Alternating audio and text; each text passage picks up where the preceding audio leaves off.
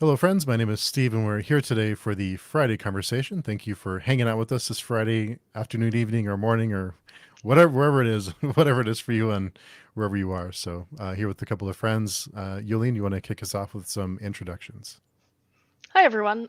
So I am Jolien. I have a small booktube channel called Jolien Reads, where I primarily talk about fantasy books. Excellent. And I'm Matt. I have a somewhat newer booktube channel called Matt's Fantasy Book Reviews, and very happy to be here. This is my first time doing a live stream for non-work purposes, so I'm excited to be here. Nice. Thanks to both of you for hanging out. And Alan, I'm sure he'll be joining us here in just a minute. But Matt, I wanted to talk to you because there's been a lot of talk about booktube and how we're moving away from reviews, and I think you're a prime example of if you really are consistent with reviews and you have some good quality reviews, you can really take off and get some lots of interaction. What approach do you take to reviews when you were going to review a book? Um, I've changed my style over time. I always so for my reviews on my channel, I like to make it very off the cusp and my initial thoughts. And so when I'm about to finish a book, no matter where I am, I stop reading until I'm ready to record. And then I pick up and hit record and read kind of the last few pages of the book while it's recording. And then I'll cut out some of that. And so it's just a couple seconds before, but then I'll close the book and I'll just give my thoughts. And so I just like to be off the cusp and what I'm feeling in that moment. But in general, I kind of like to break things. I have a very like OCD kind of systematic kind of way I look at things. And so I like to go through a few criteria that I look at. So I look at things like the plot, the characters, the world building, the fantasy elements, and the characters. And I like to kind of assign smaller scores to those different things. And then overall, my enjoyability about the book just keeps my brain kind of focused on different things I can talk about. And then whenever I'm done doing that, I'll go and do a Goodreads review where I'll be a little bit more structured in the way I write it. And I've already kind of gathered my thoughts a little bit so I can talk about it some more. But yeah, I like to go no prep. I always wondered about that because in your videos you always have the book and you're reading it and then you go, I'm done, and then you start I always wondered if that was just like a stylistic thing or if you are really reading the last bit. So that's Yeah. interesting. Yeah. I did that with the first book I ever reviewed, and I just kind of stuck with it. I'll have a little note card behind the camera that has the author and the book title and a couple what number in the series is it? Because I seemingly just totally forget those things sometimes. But yeah, then just kind of freely talk. Wow. I'm astonished that you can do it that way. I usually need to have like an entire script if I do a review, but it's nice if you can do it like that because that's what I think viewers are interested in, what your immediate thoughts are. Yeah, I mean, I didn't want to start a booktube channel unless I felt like I could do something different because it's a big sphere and I was getting so late to the game and I already watch a ton of channels. Most of the books that I've reviewed are already reviewed by tons of other people. And so I just kind of thought in my head, like, if I'm going to do this, what can I do that's different? And I'm certainly not the only person I think that does very minimal editing. I couldn't name who they are, but I'm certain there's other people that do something kind of similar. But that was one of the things I felt like, I'm very passionate about these things. I feel like I have a lot to say, and maybe people will like that. I have no idea if they do or don't, or if I do better, or if I scripted it, but that's how I wanted to kind of set myself apart in some ways. And the other way is just, I read it a lot. I mean, I read like, I don't know, 100, 120 books a year. And I thought, if I could review every one of those books, it would make very consistent content that I don't have to really come up with all these ideas all the time. Where, if I run out of ideas for cool videos to make, I can always just fall back and do my reviews because that's, 2-3 reviews a week. Mm-hmm. Yeah, I think I like seeing that. I like that your channel has really taken off, and I think the core of it has been your reviews that you've done. So I think people still want reviews. They still want to hear your thoughts and kind of a breakdown of what the book was about and kind of an idea whether or not they're going to enjoy it. Have you found that your opinion changes after, like a while, like a week or two after you read the book? Does your opinion usually change, or do you usually stay the same? Yeah, I will change it. When I go back and reflect, I find a lot of times that not so much my individual thoughts, but my overall feeling about the book might go up or down. I fall victim to that hype sometimes when a brand new book is out, where in the moment I'll feel like it's better than it was. And when I get time to reflect, I'm like, did I really love it as much as I loved the other ones, or was I just excited and eating up that excitement that's in the community? And so usually my score won't go up over time, but it might go down. What about you, Yulene? Do you feel the same? Does your score change usually? Yeah. I always fall into extremes once I finish a book. If I don't like the ending, it's like, "Oh, I hated this book." And if I love the ending, I love the book. And then I need to have a little bit of time to just let it simmer and think about did I think overall. So that's also why I wouldn't be able to just record right after finishing it, because I would fall into like extremes immediately. I already have that when I start filming a wrap up and I just finished a book, and I need to like stop myself, because in my last one I said, well, I think that this is the worst book that I've read this year. Then I started thinking about all the DNFs. That's not true. So Do either of you read reviews before you review the book, or do you like to be unbiased in the way that you do it? I stay away from them.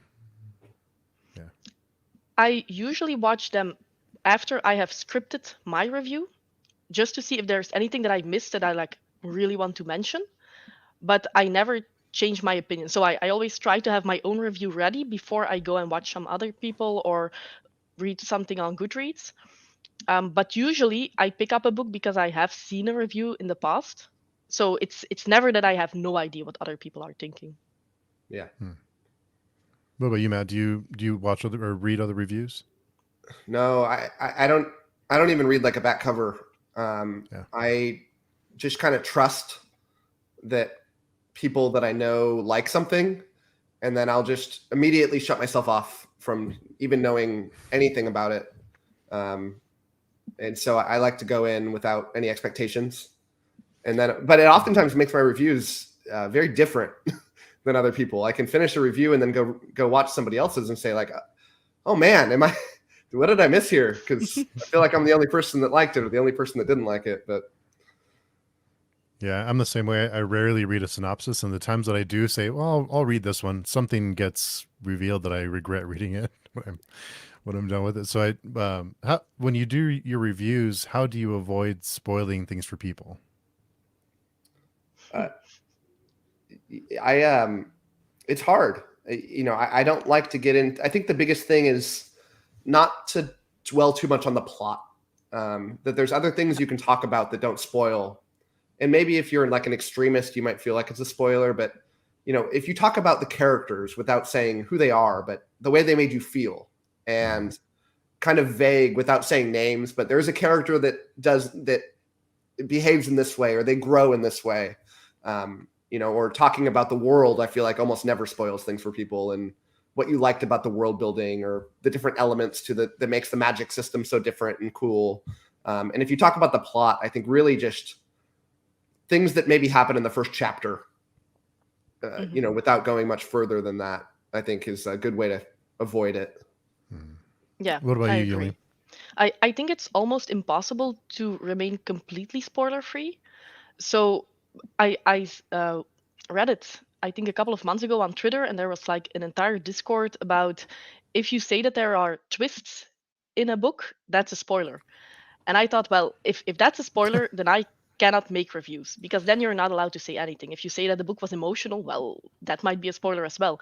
So I think if you watch a review, you need to be aware that you are going to have at least something more of information than before you watched it.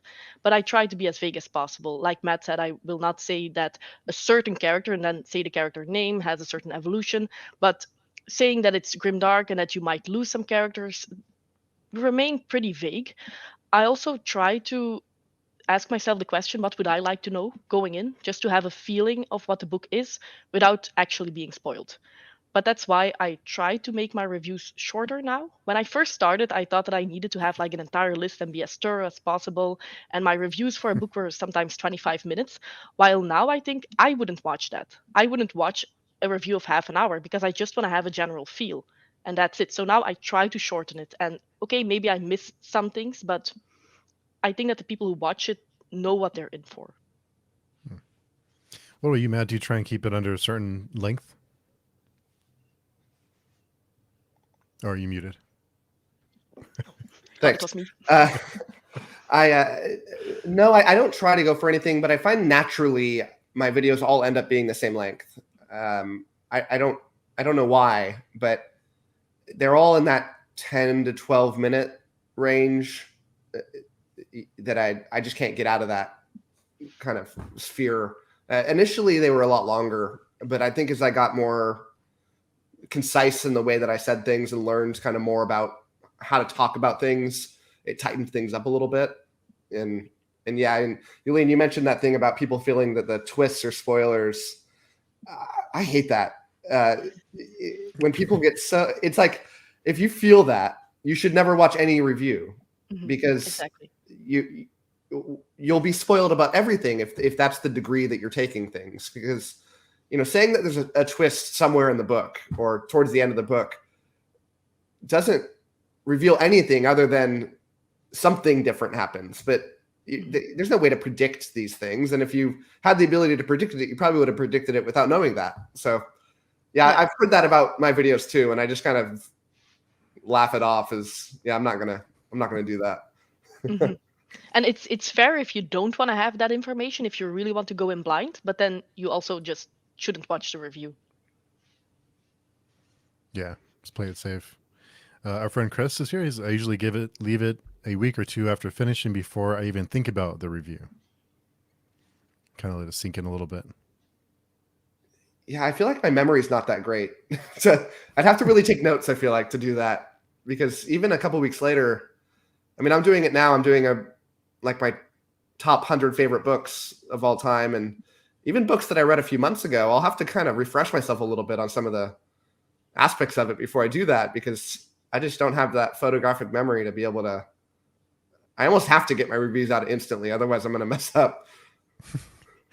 It's almost, and especially with fantasy, it's hard to keep track because there's so many different worlds and so many characters. If you're reading a few books, even in a month, it's hard to keep track of what exactly happened and what the characters' names were and the world building and the magic system. It's a lot to remember.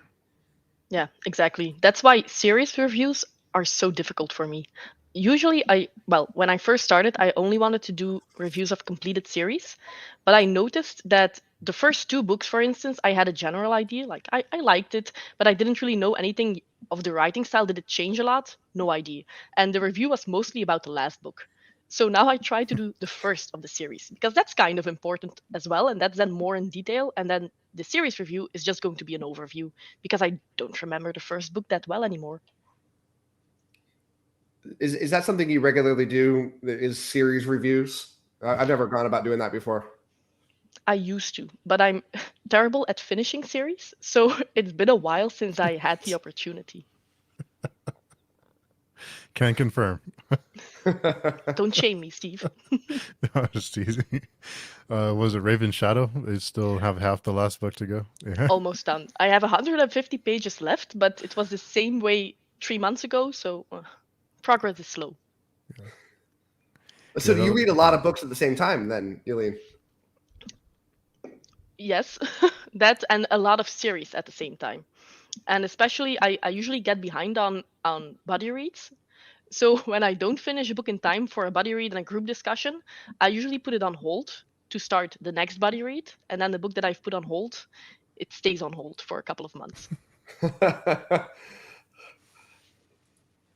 Our friend Nick is here. The only time I really change my rating on a book is if I reread it later and the things resonate with me differently the second time.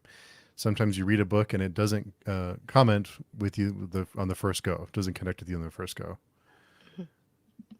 Yeah, I totally agree with that. I mean, especially in fantasy when, you know, twists can be a major feature of fantasy books, you know, more so than a lot of genres.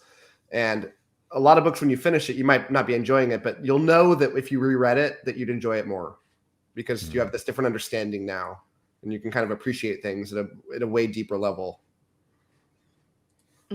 Exactly.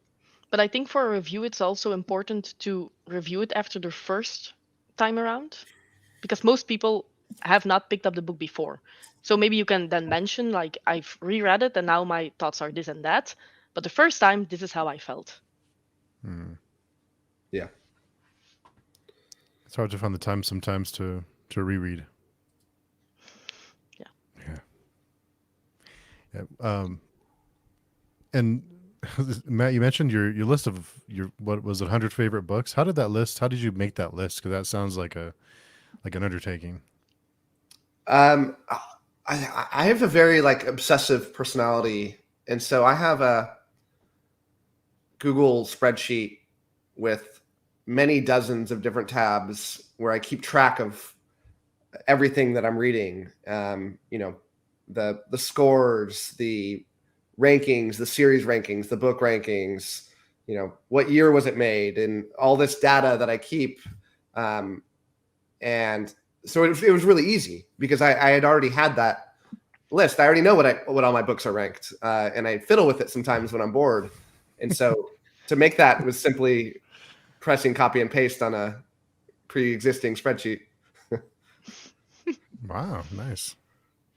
Yeah, that was a nice series of videos, because I think that you're now numbers 40 to 30. Is that I just correct? That was the released that one today, and then so I've got 30 more to go. Yeah, that was impressive. I tried to do the same thing today because I saw your videos and that's a nice idea, but I don't rate my books, Yeah. so I didn't even start. Yeah, I'm constantly, I don't know. I have to, I'm always thinking about that kind of stuff at a obsessive level. Lists make me so comfortable, and so it's nice in this kind of geeky community that we find ourselves in, because it doesn't make me stand out as much than in my real life. But yeah, it's fun in books. When you were going through your list, did you kind of second guess any listing on your spreadsheet that you'd like, well, this book should be higher or lower? Did you make any changes as you went? Yeah, I fiddled with it quite a bit, and a couple were like, do I really want to have 3 books from the same series back to back to back? Is that actually where they are, or am I just judging them based on the other one? So I spent quite a long time starting at number 1 and just moving down and saying, going to number 2 and saying, dude, is this better than the one above it? Yes or no? And just going down that. And every now and then I would say, yes, it is. Well, is it better than 2 above it? And then it'd get stuck there. And, so I'd say there's quite a bit that got changed throughout the process. Hans is here. I do the same as Jolien, take a bit of time. However, reviews don't matter as much, in my opinion. They're more so keepsakes of your thoughts on a book. Like a snapshot, yeah. And our friend Lady Jane Books, talking how a character makes you feel is a great way to discuss a book without spoilers. Brilliant. It's hard to say too much about the plot without, giving something away to somebody. Yeah, exactly. And I sometimes also wonder if people look up reviews after they have read the book more often than people look up reviews who have not read the book. Because when I read a popular book and I make a review of that, I have much higher view ratings than when I make a review of an unpopular book. But usually it's people who have already read it wanting to say that they agree or disagree with me. So I've started to think maybe I need to also make spoiler-filled reviews, because it seems like people are also interested in that. Yeah, although I've watched some more popular booktubers talk about that same conundrum, and a lot of them have abandoned doing spoiler reviews because they find that people just don't watch them, because spoiler-free reviews appeal to everybody. Even people that have read it can appreciate a spoiler-free review, but it's a very small subset of the book community that can appreciate a spoiler-filled review. So I don't know. I've toyed with it too, or maybe just splitting it up in the same video. Yeah. first half, second half. But yeah, it's a struggle. You know, my problem is that I oftentimes want to talk about spoilers with people when I finish it, and I can't when you do spoiler-free reviews. And you know, the one solace I've had now is I started a Discord where it's like, come, let's talk spoilers. You know, let's do it there, just not on the recorded screen for everybody to see. Yeah, Nick, Discord yeah. is really easy with that, especially because you can spoiler tag everything if you want to. I think that one of the downsides of having a spoiler-filled video, I had one a while ago for Tender is the Flesh, which I did not expect to do well because it's not fantasy, not really at least. Yeah. And it still gets views and people still comment on it like extremely thoroughly, which is nice, but I don't remember the book that well anymore because it's been over a year. So I'm like, yeah, I guess you're right. So that's also sometimes difficult.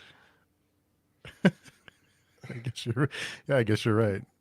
Yeah, well, they're coming fresh off of it, and you're a year removed, so it's sometimes it's hard to remember exactly, even why you thought what you thought about something. Mm-hmm. Yeah, I made this before I got into this stage of reading fantasy books where I read a lot. I was really into Song of Ice and Fire, and read it many times, and I was like a moderator on the subreddit for it, and that's all I thought that was the only fantasy book that existed really, and everything else was second class, even though I hadn't read it. And at one point I made this enormous spreadsheet of every character, like all the events, like a timeline of everything that happens in the series, and it's ridiculously detailed, and people are still viewing it all the time, and they'll send me comments on it and saying like, yeah, John wasn't here on this date. He was really here on July 2nd. And it's like, man, I haven't read that book series in 5 years. I have no idea what you're talking about. That is thorough. Yeah. Are you Jolien, you've read that series once or twice? Was it once? Once. And I still say that it's my favorite series of all time, but it's been over a decade, so I really need to reread it. I think that I will still love it, but I need to reread it to make sure before I make those claims again. Yeah. Our friend Nick, virtually every back cover blurb I've read is a spoiler, so I don't worry about spoilers anymore. Yeah, I find a Song of Ice and Fire is a fun example of that I like to give to people on when they say they don't want to read a series until it's finished. And yet you'll find people that, I'd say most people that are really into fantasy agree that A Song of Ice and Fire is a extremely good series. And it's just such a good showcase of a series that, you don't have to have an ending to make it worthwhile. Mm-hmm. I don't know that it will ever finish, but I will still recommend it to people because the journey, even with the ending that it currently has, which is not an ending, is still such an enjoyable reading experience that I would encourage everybody to read. Yeah, I agree 100%. You're going to read it in 2023, right, Steve? Yes, January. Yeah, starting. It's happening. In January. Yeah. Oh, you haven't read it yet, Steve? No. Oh, you're in for a fun experience. Yeah. Yeah, it's time. Keep putting it off, but we're planning on a month per book, and then we're having meetups for each one starting in January. So should be fun stuff. That's awesome. Yeah. Daniel said if someone is sensitive to spoilers to the point that knowing there is a plot twist is a huge spoiler for them, why would they watch any reviews at all before reading the book? Yeah, exactly. Daniel. Exactly. Yeah. Yeah, it's tough to. I mean, that's why I usually avoid anything because I know I'll feel like I had something spoiled for me, so I just avoid it. Mm-hmm. But it does make it difficult sometimes to make a review because you wonder, like, I have a pretty high barrier before I consider something spoilers because I'm a very character-driven reader. So if I know something about the plot, I don't really care that much unless it's like a huge plot twist or you spoil the ending. But I know that I'm like more tolerant than others.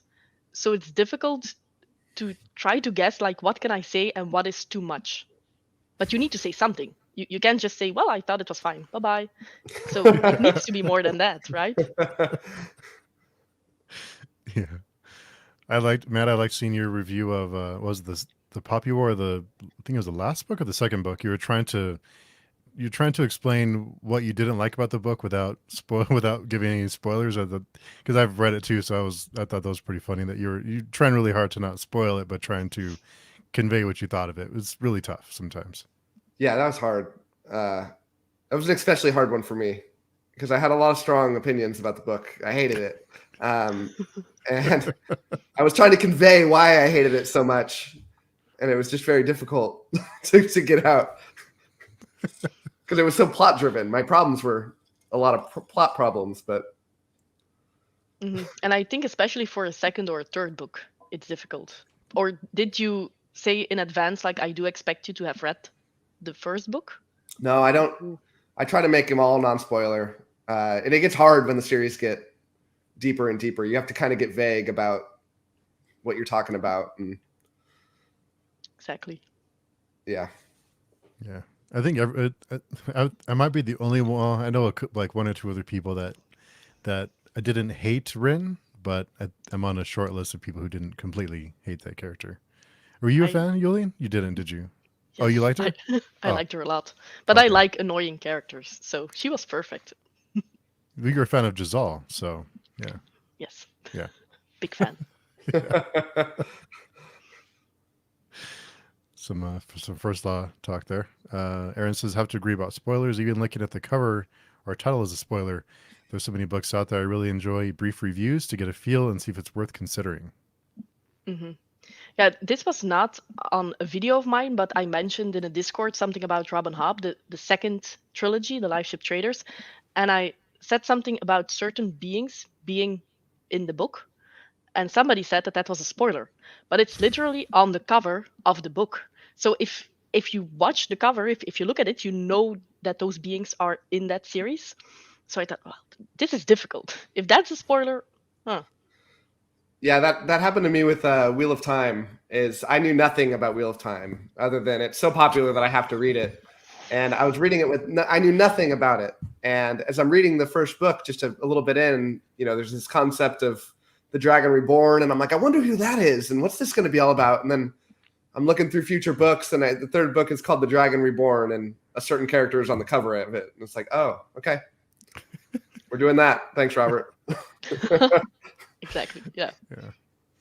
Well, Jolien, you were a fan of Wheel of Time too, right? Don't mention that, Steve. Yeah. I might have DNF'd the series after 4 books. After It really wasn't my thing. If you don't like it, but from 4 books in, you should definitely DNF it. I feel like because you should be really, really into it by that 4th book. Yeah, because it dips, and you would have hated your experience if you didn't love it at that point. Yeah, I really enjoyed the first 2, and I think for the second one that the ending was phenomenal, and that was why I continued reading. But after the 4th book, I realized I always liked the ending, but not the first 3/4 of the book. So maybe it's not worth it for like 14 or 15 books if you count the small prequel thing. Right. Maybe that's not worth it. Also knowing that a lot of people talk about the slog. So yeah, Robert Jordan has a very I liked him a lot. I wouldn't say that I'm like obsessed with them, or that they're like my all-time favorite books, but you're totally right. It's a very unique style where it was just a lot of slow build for an incredible ending. And I think it's a little bit a controversial opinion, but I thought the Sanderson books at the end of the series were my favorite. They were my favorite 3 books because he did the Sanderson thing where it wasn't just this slow build. It was constantly setting up these dominoes that would just kind of get knocked over one at a time, throughout the series, which made my journey through the first 3/4 of each of those books a lot more enjoyable. Yeah, I can see that. I must say that I also DNF'd Stormlight Archive by Brandon Sanderson, the second book in, but I could definitely see why he was the perfect author to finish Wheel of Time, because he has like more or less a similar style, but I do enjoy his books a little bit more than Robert Jordan's. Do you like anything else from him? Like, do you like Mistborn, or are you just not a big Sanderson fan? I must say that I really enjoyed Mistborn Era 1, but I picked that up after I was not reading in general for a decade. I think that the last fantasy book that I've read was The Wise Man's Fear when it came out. Yeah. And then I didn't read until 2 years ago. So then I picked up Mistborn Era 1 and I loved it. And I still think that he is the perfect author for bringing fans into the genre. I don't think that that's easy to be very accessible for fantasy. Yeah. And then I read uh, Warbreaker and Elantris. And Elantris is my favorite. So I could already see that I'm like not a usual Brandon Sanderson fan, but I still had extremely high hopes going into Stormlight Archive. But I think a couple of the things that I don't like with him, he's very plot driven. In my opinion, I don't like how he does characters. And that was Yeah. even more present in Stormlight Archive. So that's more like a personal preference, and I'm starting to know my taste better as a reader. So now I just know that like the fourth book is coming out of Era 2. Yeah. I didn't like the first three, so I'm just not going to read the fourth one because I don't think that I will like it now. Have you read anything by Sanderson yet, Steve?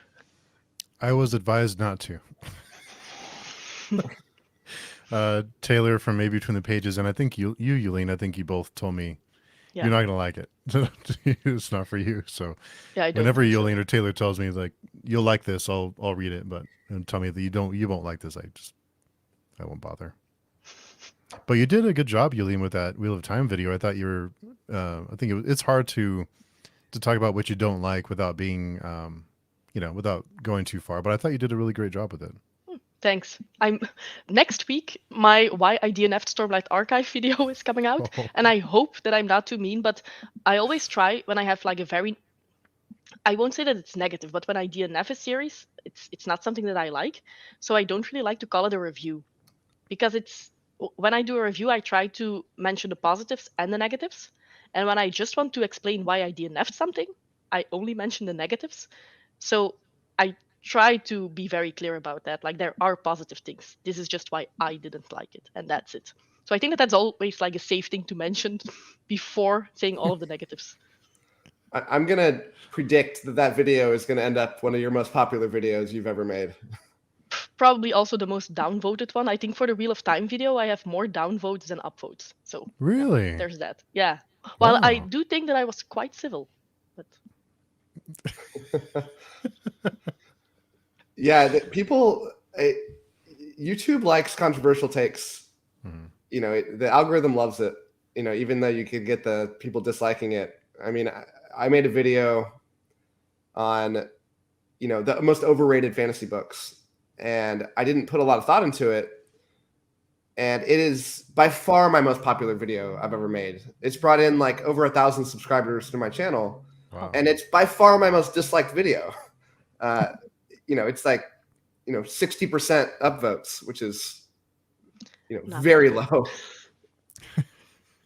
yeah, but it's also, well, of course, it's not nice to have a lot of downvotes, but it's nice to see that people have an opinion about the video. Yeah. Yeah.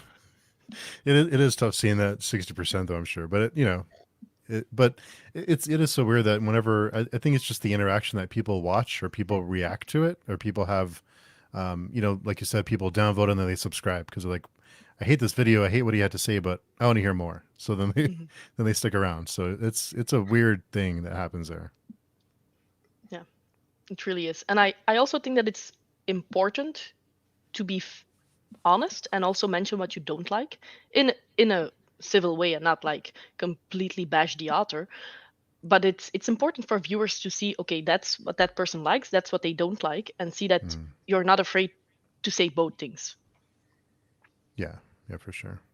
And I want to, Matt and I were talking about the algorithm. I want to get to that here in a second. Walking with Books commented, I don't read the back cover of a book and only look at a review once I've read the book, so I can find out if someone else has the same taste as me. I think that's what most reviewers look, trying to find someone that they can relate to in some way. They get a taste for what that person likes or doesn't like, and then they can kind of go from there.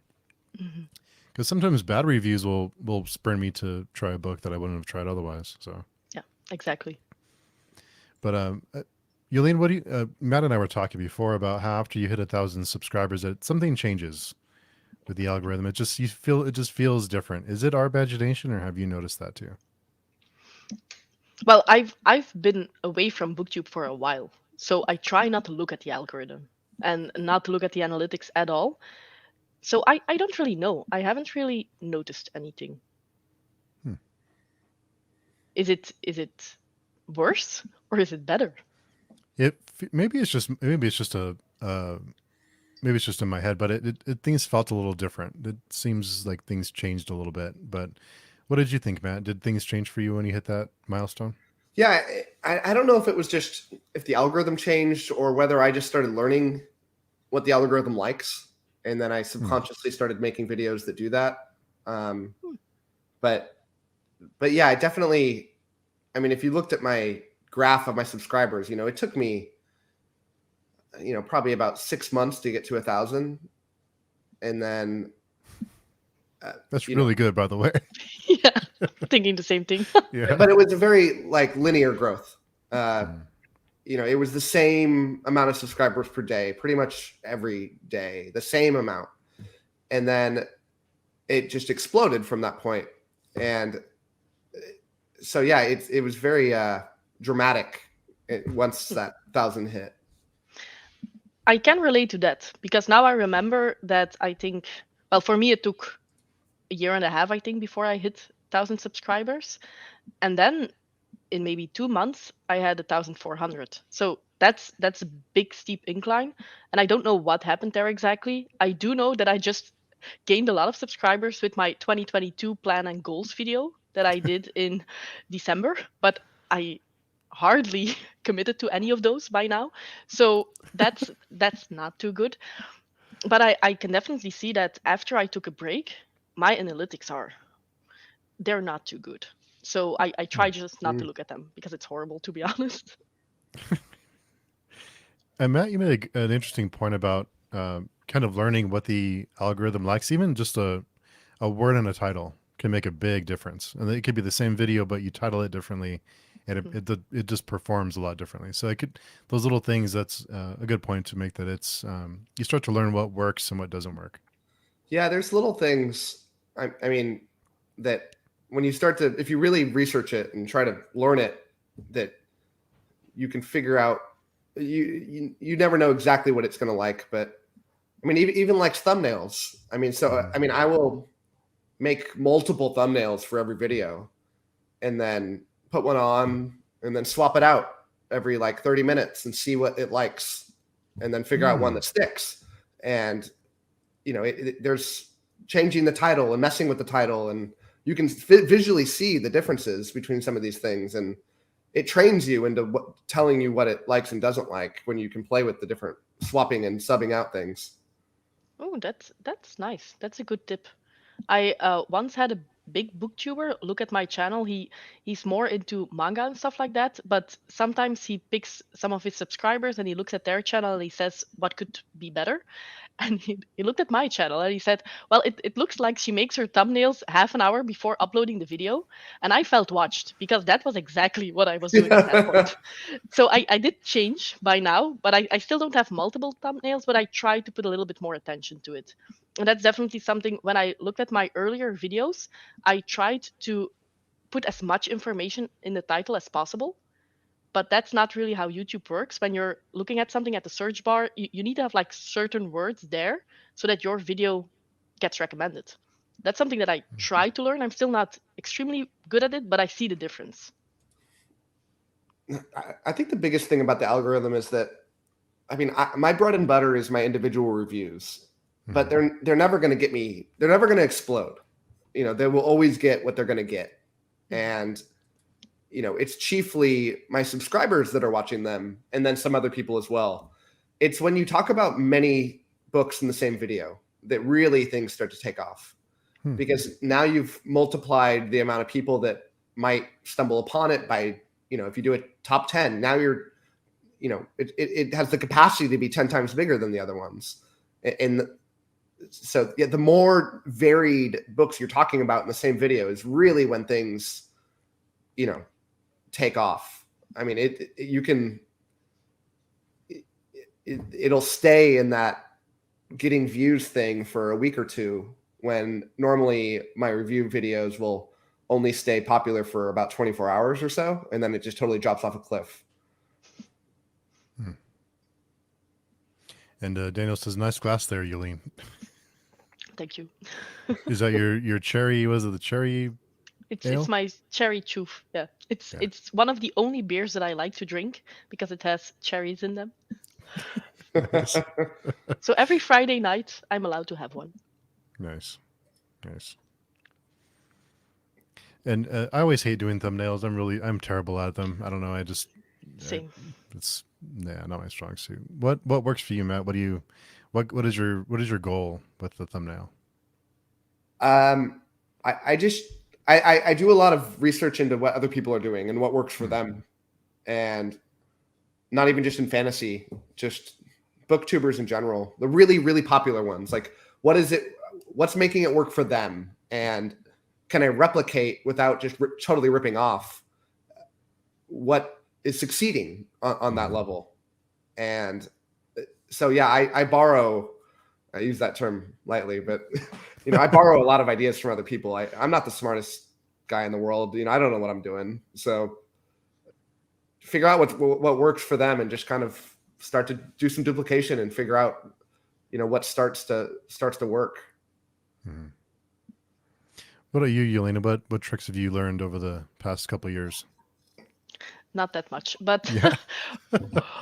one of the things that I do now is just edit my videos a little bit, make them a little bit lighter, a little bit brighter, which I never did until that big booktuber said that I should. And I do see the difference there. Also, I used to put too many words on a thumbnail or put the exact same words in the thumbnail as what I had as the title. And that big book YouTuber also told me, like, you have two different media and you can put two different messages out. Why do the same thing twice? So now I try not to do that. But other than that, I still don't put too much effort in the thumbnails, to be honest. Yeah, I don't think I took it as seriously as I should have at first, because it's what people see that before they click on your video. That's your first impression. So if they glance over it, then you're not going to watch. Mm-hmm. Yeah, on the mobile version of YouTube, it will lead you through sometimes on this thing about, like, why are your videos being watched or not watched? And it really changed my perspective on it, because it puts you in a lineup with all the other videos in your genre. And it says, does your video stand out from these? And I was looking at that going like, no, it doesn't. I wouldn't click on my video. I'd click on theirs. And why am I not clicking on my videos? And what makes theirs more attractive? And those are actually the right questions to ask, but I haven't asked myself that before. I must say that I saw somewhere, like, but this was from TubeBuddy, which is apparently a program that you need to pay for. yeah, But I thought that it was from YouTube, and they said now you can put two thumbnails out at the same time, and then you can see which one performs better. Yeah. And I was extremely happy because I thought that was something that YouTube had installed. But apparently it's not. But that would be very useful information. Interesting. I don't know about that. Yeah, I think thumbnails are just it's sometimes when you look at the analytics, when you start to dig in, you start to ask yourself questions, and you have to be honest with yourself and say, am I wasting my, am I making the most out of what I'm putting into it, kind of thing. Yeah. Mm-hmm. Yeah. It's not always easy to look at those analytics, though, because you put a lot of effort into it and then it doesn't do anything, and then you get discouraged. So, but it's you have to almost be willing to admit when you're just not making the right choices. Your intention may be right, but you're just not making the right decisions that are hurting your content. So, yeah, I find my effort goes into the thumbnails proportional with how well I think the video has the capacity to do. On my book reviews, I have a standard little template I do, and it takes me 10 minutes. And, why would I put out a lot of effort for a video I know is not going to ever do great? I'm doing the video not to do well. I'm doing it because I have something I want to get off my chest, and I want to communicate with people about it. And my goal is not to bring in viewers. So why waste my time? If I think a video has the ability to get, in that algorithm and get a lot of clicks for a long time, then I'll spend a good amount of time on it. So, I find it's just doing that value proposition is important. Yeah, I think that one of the things that I'm sometimes afraid of is being clickbaity. While as long as you're not lying and the thumbnail is something completely different than what's in the video, it's not clickbait. Right. It's you actually want it to be clickbait, but an honest clickbait. But that's something that I still struggle with. Like, am I looking ridiculous here? Which Yeah. I probably should just get over myself, but well. Yeah, it's tough because you feel ridiculous, but like you said, it's that line, right in that line between being clickbaity but still, conveying what the video is about. Yeah, exactly. And I also never think that somebody else looks ridiculous. It's just when I see my own expression, I go, that's ridiculous. But I never think that when I see somebody else's thumbnail. Yeah, exactly.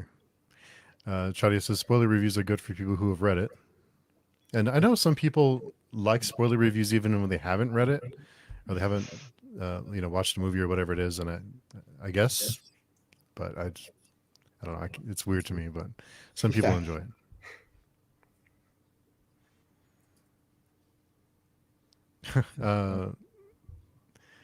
Yeah, Parabita, thanks for coming by. She's watching live, so glad you can make it. Daniel says, I think if you're going to do spoilers and non, you should split one video instead of releasing two. Mm-hmm. Yeah, I think that's probably the best way to go. And for spoilers, I also just like discussions, either live with a couple of people or separately. But I like it when you have different people just talking about one book, because then it feels more like a book club. Yeah, you mean like a video with multiple people talking about it? Yeah, like what we're doing here, but then about the book and being it spoiler filled. Yeah, I think you're right. Yeah, I always walk away with a different perspective or different perspectives on a book whenever we do those. Always, something I haven't thought. It's something I didn't consider, or I learned something about the story, or we all notice different things. So it's good to have different perspectives. Mm-hmm. Especially if you're reading a series, because that's important going then into the sequel with all those new perspectives that you have. Yeah, I think I'd love doing more of that, on having group discussions, about spoilers.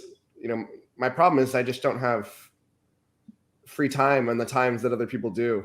I mean, my work is very busy. I'm on the West Coast, and when I have free time to do videos, most of the time, today's an exception, it's like 8, 9 p.m. where I am, and most people are asleep. Yeah, I know how that feels. Yeah. What time is it for you, Jolien? It's 10 or 11 at night? It's almost midnight. Where do you live, Jolien? I'm from Belgium, so Europe. Yeah, it's tough to get all the different people in different time zones together, so it is a challenge for sure. Chadi says, I think spoiler reviews are good in the long run. I love watching them after I finish a book. Spoiler free is good for immediate reviews. To add books to the wish list, which never gets shorter. The wish list never does. Yeah. And Matt, if someone came to you and said they're new to fantasy, I recommend a book to me, what would you recommend to them? If they're brand new to fantasy, I think I'd have to ask more questions, but I think a good intro to fantasy is something like the first Mistborn book. I've given that a recommendation to a lot of people. I think it can appeal to a lot of people while putting enough of the fun twists in it that can tell people whether they're going to like the genre. It kind of blends adult with YA, where I think it appeals to a large number of people while also being the right length to not turn people off. Mm-hmm. Yeah, I would agree with that. I think that Mistborn is the perfect, even if you come from YA to adult, or if you're new to fantasy in general, I think that's the perfect one. And also, if you don't like it or you do like it, that gives you a lot of information to then try to give some extra recommendations after that. Yeah, I think it's fantasy stuff because the size. I think people get intimidated with the size of the books, so it's hard to. It's a big investment for someone.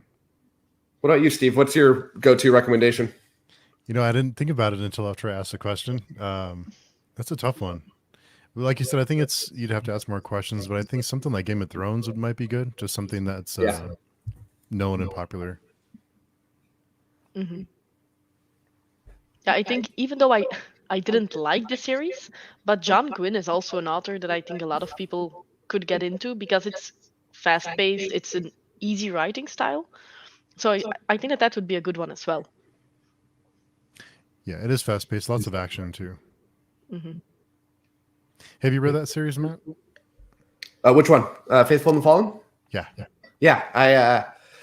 I'm obsessed with John Gwynne. He's my, I think, second favorite writer. I say I think, but I keep data on everything. It's for sure my second favorite writer. I love everything he's put out.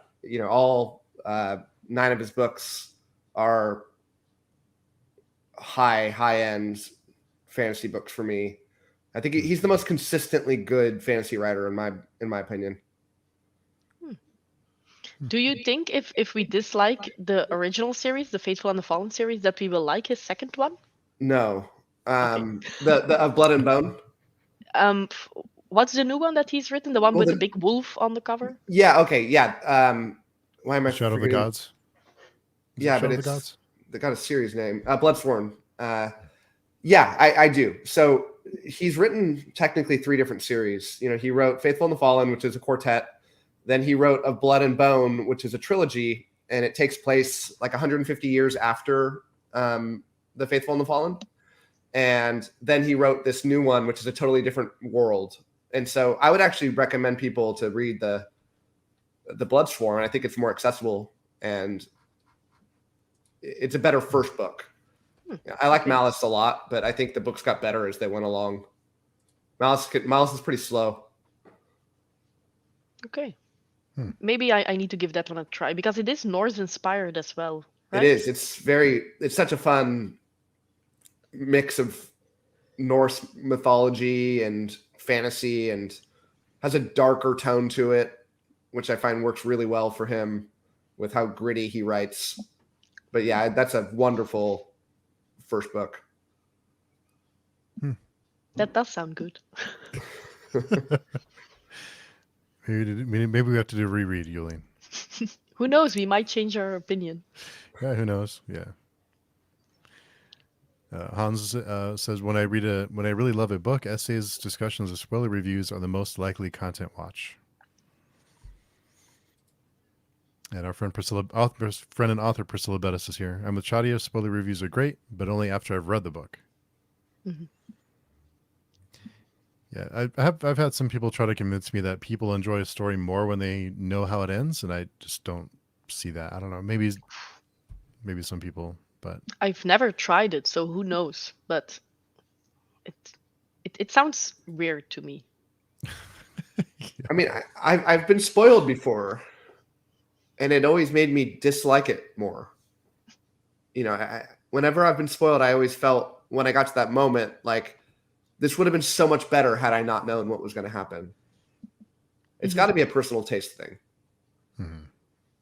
Yeah, I also don't know if you guys reread a lot, but I almost never reread because once I know what's going to happen, I'm just not that invested anymore. Also, when I've seen the movie and then watched the book that it was based upon, I just can't get as invested. So I don't want to know how it ends. I want to ask Matt about The Expanse here in a minute. Speaking of seeing the TV show, but Max said, I'm going through my first read, and though I'm almost done with The Game of Thrones? Game of Thrones. I think Sorry, it's Game of Thrones. brain fart. It almost seems like a reread after watching the show so much. So yeah, that's one thing that's tough for me to read a series after I've seen the live action. I need some separation between the two before I can really enjoy it or feel like I can invest the time in the book. But Matt, you had mentioned that you weren't able to finish The Expanse, right? You weren't enjoying it. Yeah, my problem with The Expanse is it's more of a me problem, I feel like, because I'm very much more of a fantasy fan than a sci-fi fan. And I keep trying sci-fi because so many people recommend it to me, and it's, it's on the same bookshelves. And I don't love it as much, and so going into The Expanse, I constantly liked it, but I didn't love it. And with so many fantasy books, with a backlog of what I have on books that I want to get to, I just didn't want to keep going through a series that I hadn't fallen in love with. And when I talked to people about this, they said, you should love it by now. It's not one of those series where, wait till the 5th or 6th book before you love it. I think people fall in love with that series pretty quickly, and within the first book or two. And I may end up going back to it, but it's just I oftentimes will put down a book when I'm reading it and say I'm done with it, and then I'll wait a little bit to say, like, was that a good decision or not, and am I regretting that decision? And with The Expanse, it was one of those kind of liberating feelings of like, okay, I moved on. You haven't tried that one, right, Jolien? You haven't read The Expanse yet? No, I wanted to. I was in a bookstore and I wanted to pick a new sci-fi series, but I barely read any sci-fi and I'm in the middle of way too many series. So I was picking between The Expanse, which is a 10-book long series, something like that, 10, yeah. or a duology. And I'm still very proud of myself that I went for the duology, because The Expanse, I'm never going to finish it, I think. But it is one that I do think that I will like. Yeah, have you seen the adaptation? No, I think that I tried to watch the trailer on YouTube, but the first season is already a couple of years old, if I'm not mistaken. Yeah, it's about Yeah. 3 or 4, maybe. And I didn't really like how it looked. It looked a little bit outdated, which often with sci-fi happens quite soon. And my husband immediately said it looks silly, so he wasn't going to watch it with me. So yeah, it wasn't going to happen. Yeah, it's tough. Yeah, I'm surprised how good of an adaptation they did with the casting and with the story. They did a really great job with adapting that story. I really did like the TV show more than the books. I have a problem sometimes visualizing things in books, that require these big set pieces, and it worked really well for me, the show. Yeah, the thing, the first season was on Sci-Fi, the Sci-Fi Channel, and then it went to Amazon after that. So the production quality went up a little bit. So if it looks silly at first, it gets a little bit better. Okay. It's still it's not a blockbuster movie production either. So it's you have to take the good with the bad on that. Lower the expectations. Okay, got it. Yeah, a little bit. Our friend Layla said, "I love the Poppy War series." Same, Layla. I actually really liked the second book. Just the third book was a slog. It was tough to get through. My biggest problem with Poppy War, other than the fact that I just detested the main character, and that hurts a book significantly for me, but it's just this idea that when we were talking about spoilers, and spoilers can really make or break something, is that I'm a huge fan of history, and I read history books kind of exclusively for a very long amount of time, so I already know what the Poppy War is. I know that story very intimately, and so nothing felt surprising. The only surprising things about the Poppy War for me was that the gods, but the story itself, I mean, I'm familiar with Mao. I know his exploits, and I don't need to go hear about it again. I already don't like the guy. Nobody messaged. So you meant 6 o'clock Eastern time, or right? Eastern, yeah.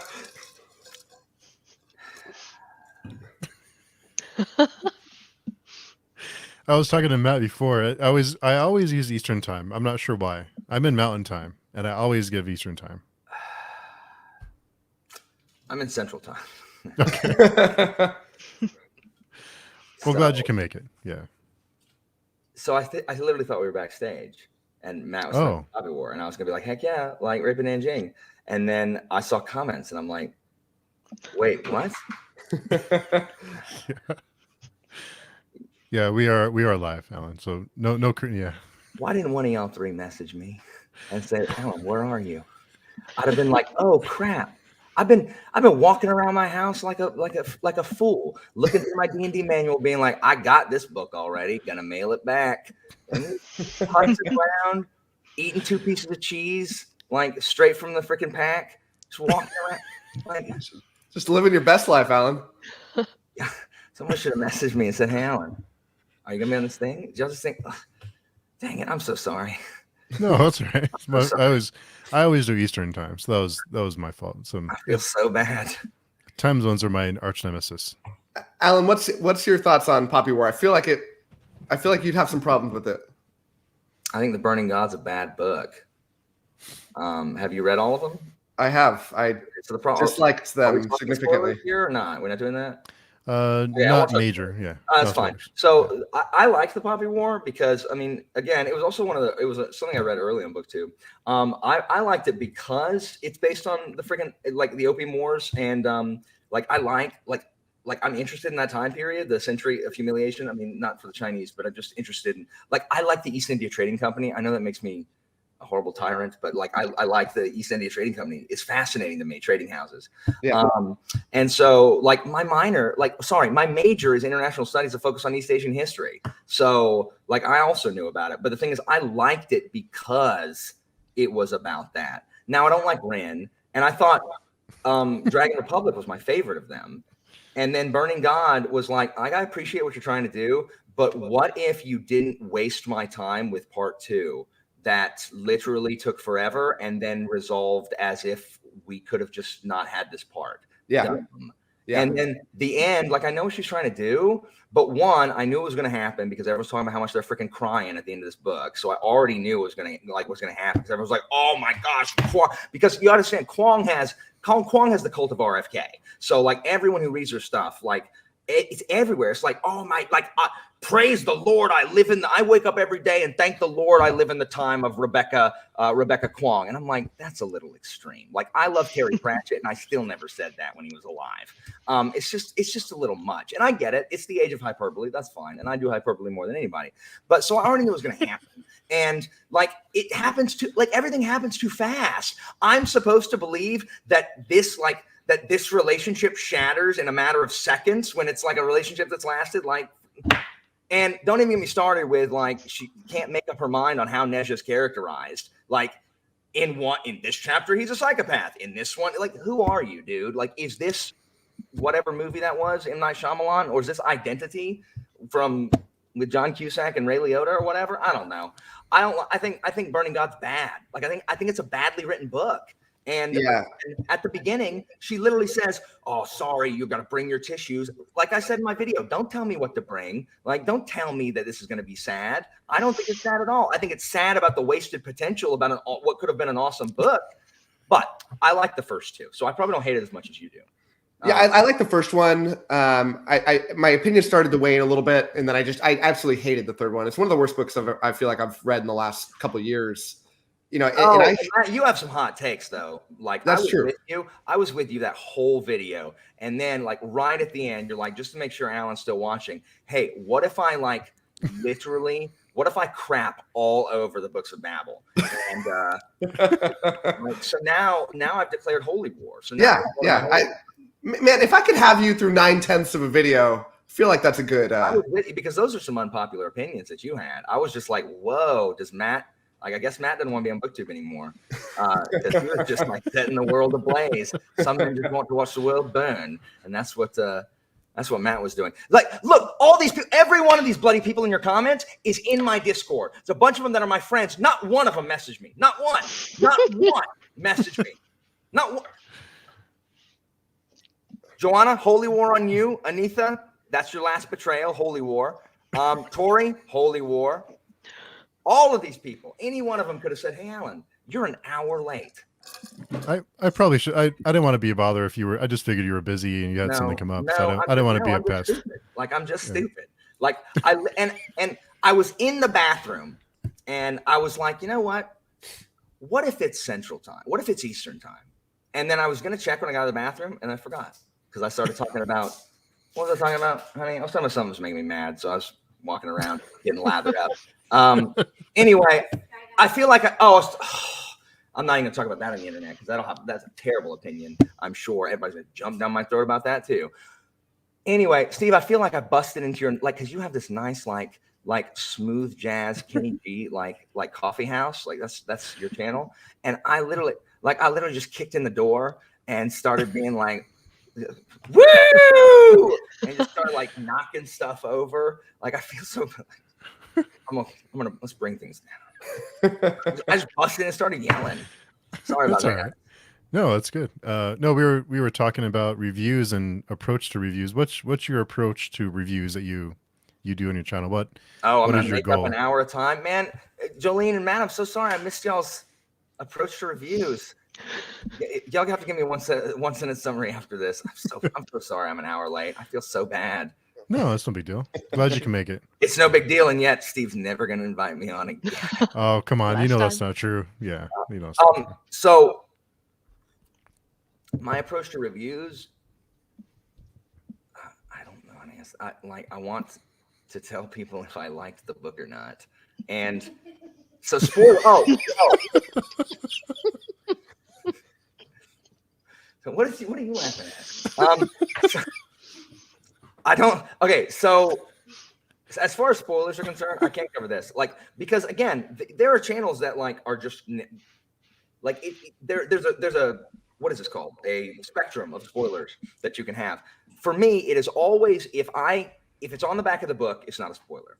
And if it would be in the trailer to the movie, and I'm not talking, and everyone's always like, well, trailers ruin the whole movie. Now, I know I'm not talking about those. I'm talking about when you used a trailer to like get you in to see a movie. Like I don't know how old y'all are, if y'all remember the age before the internet where we had to actually watch the trailer to know if we want to see a movie or not. Yeah.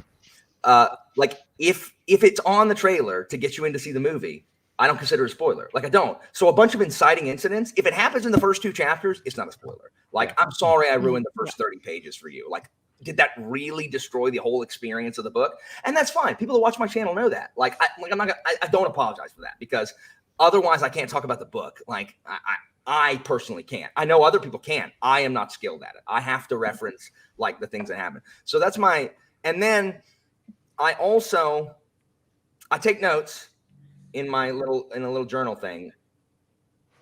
Sometimes I'm like, it's all the way over there. I don't want to get up and go get it.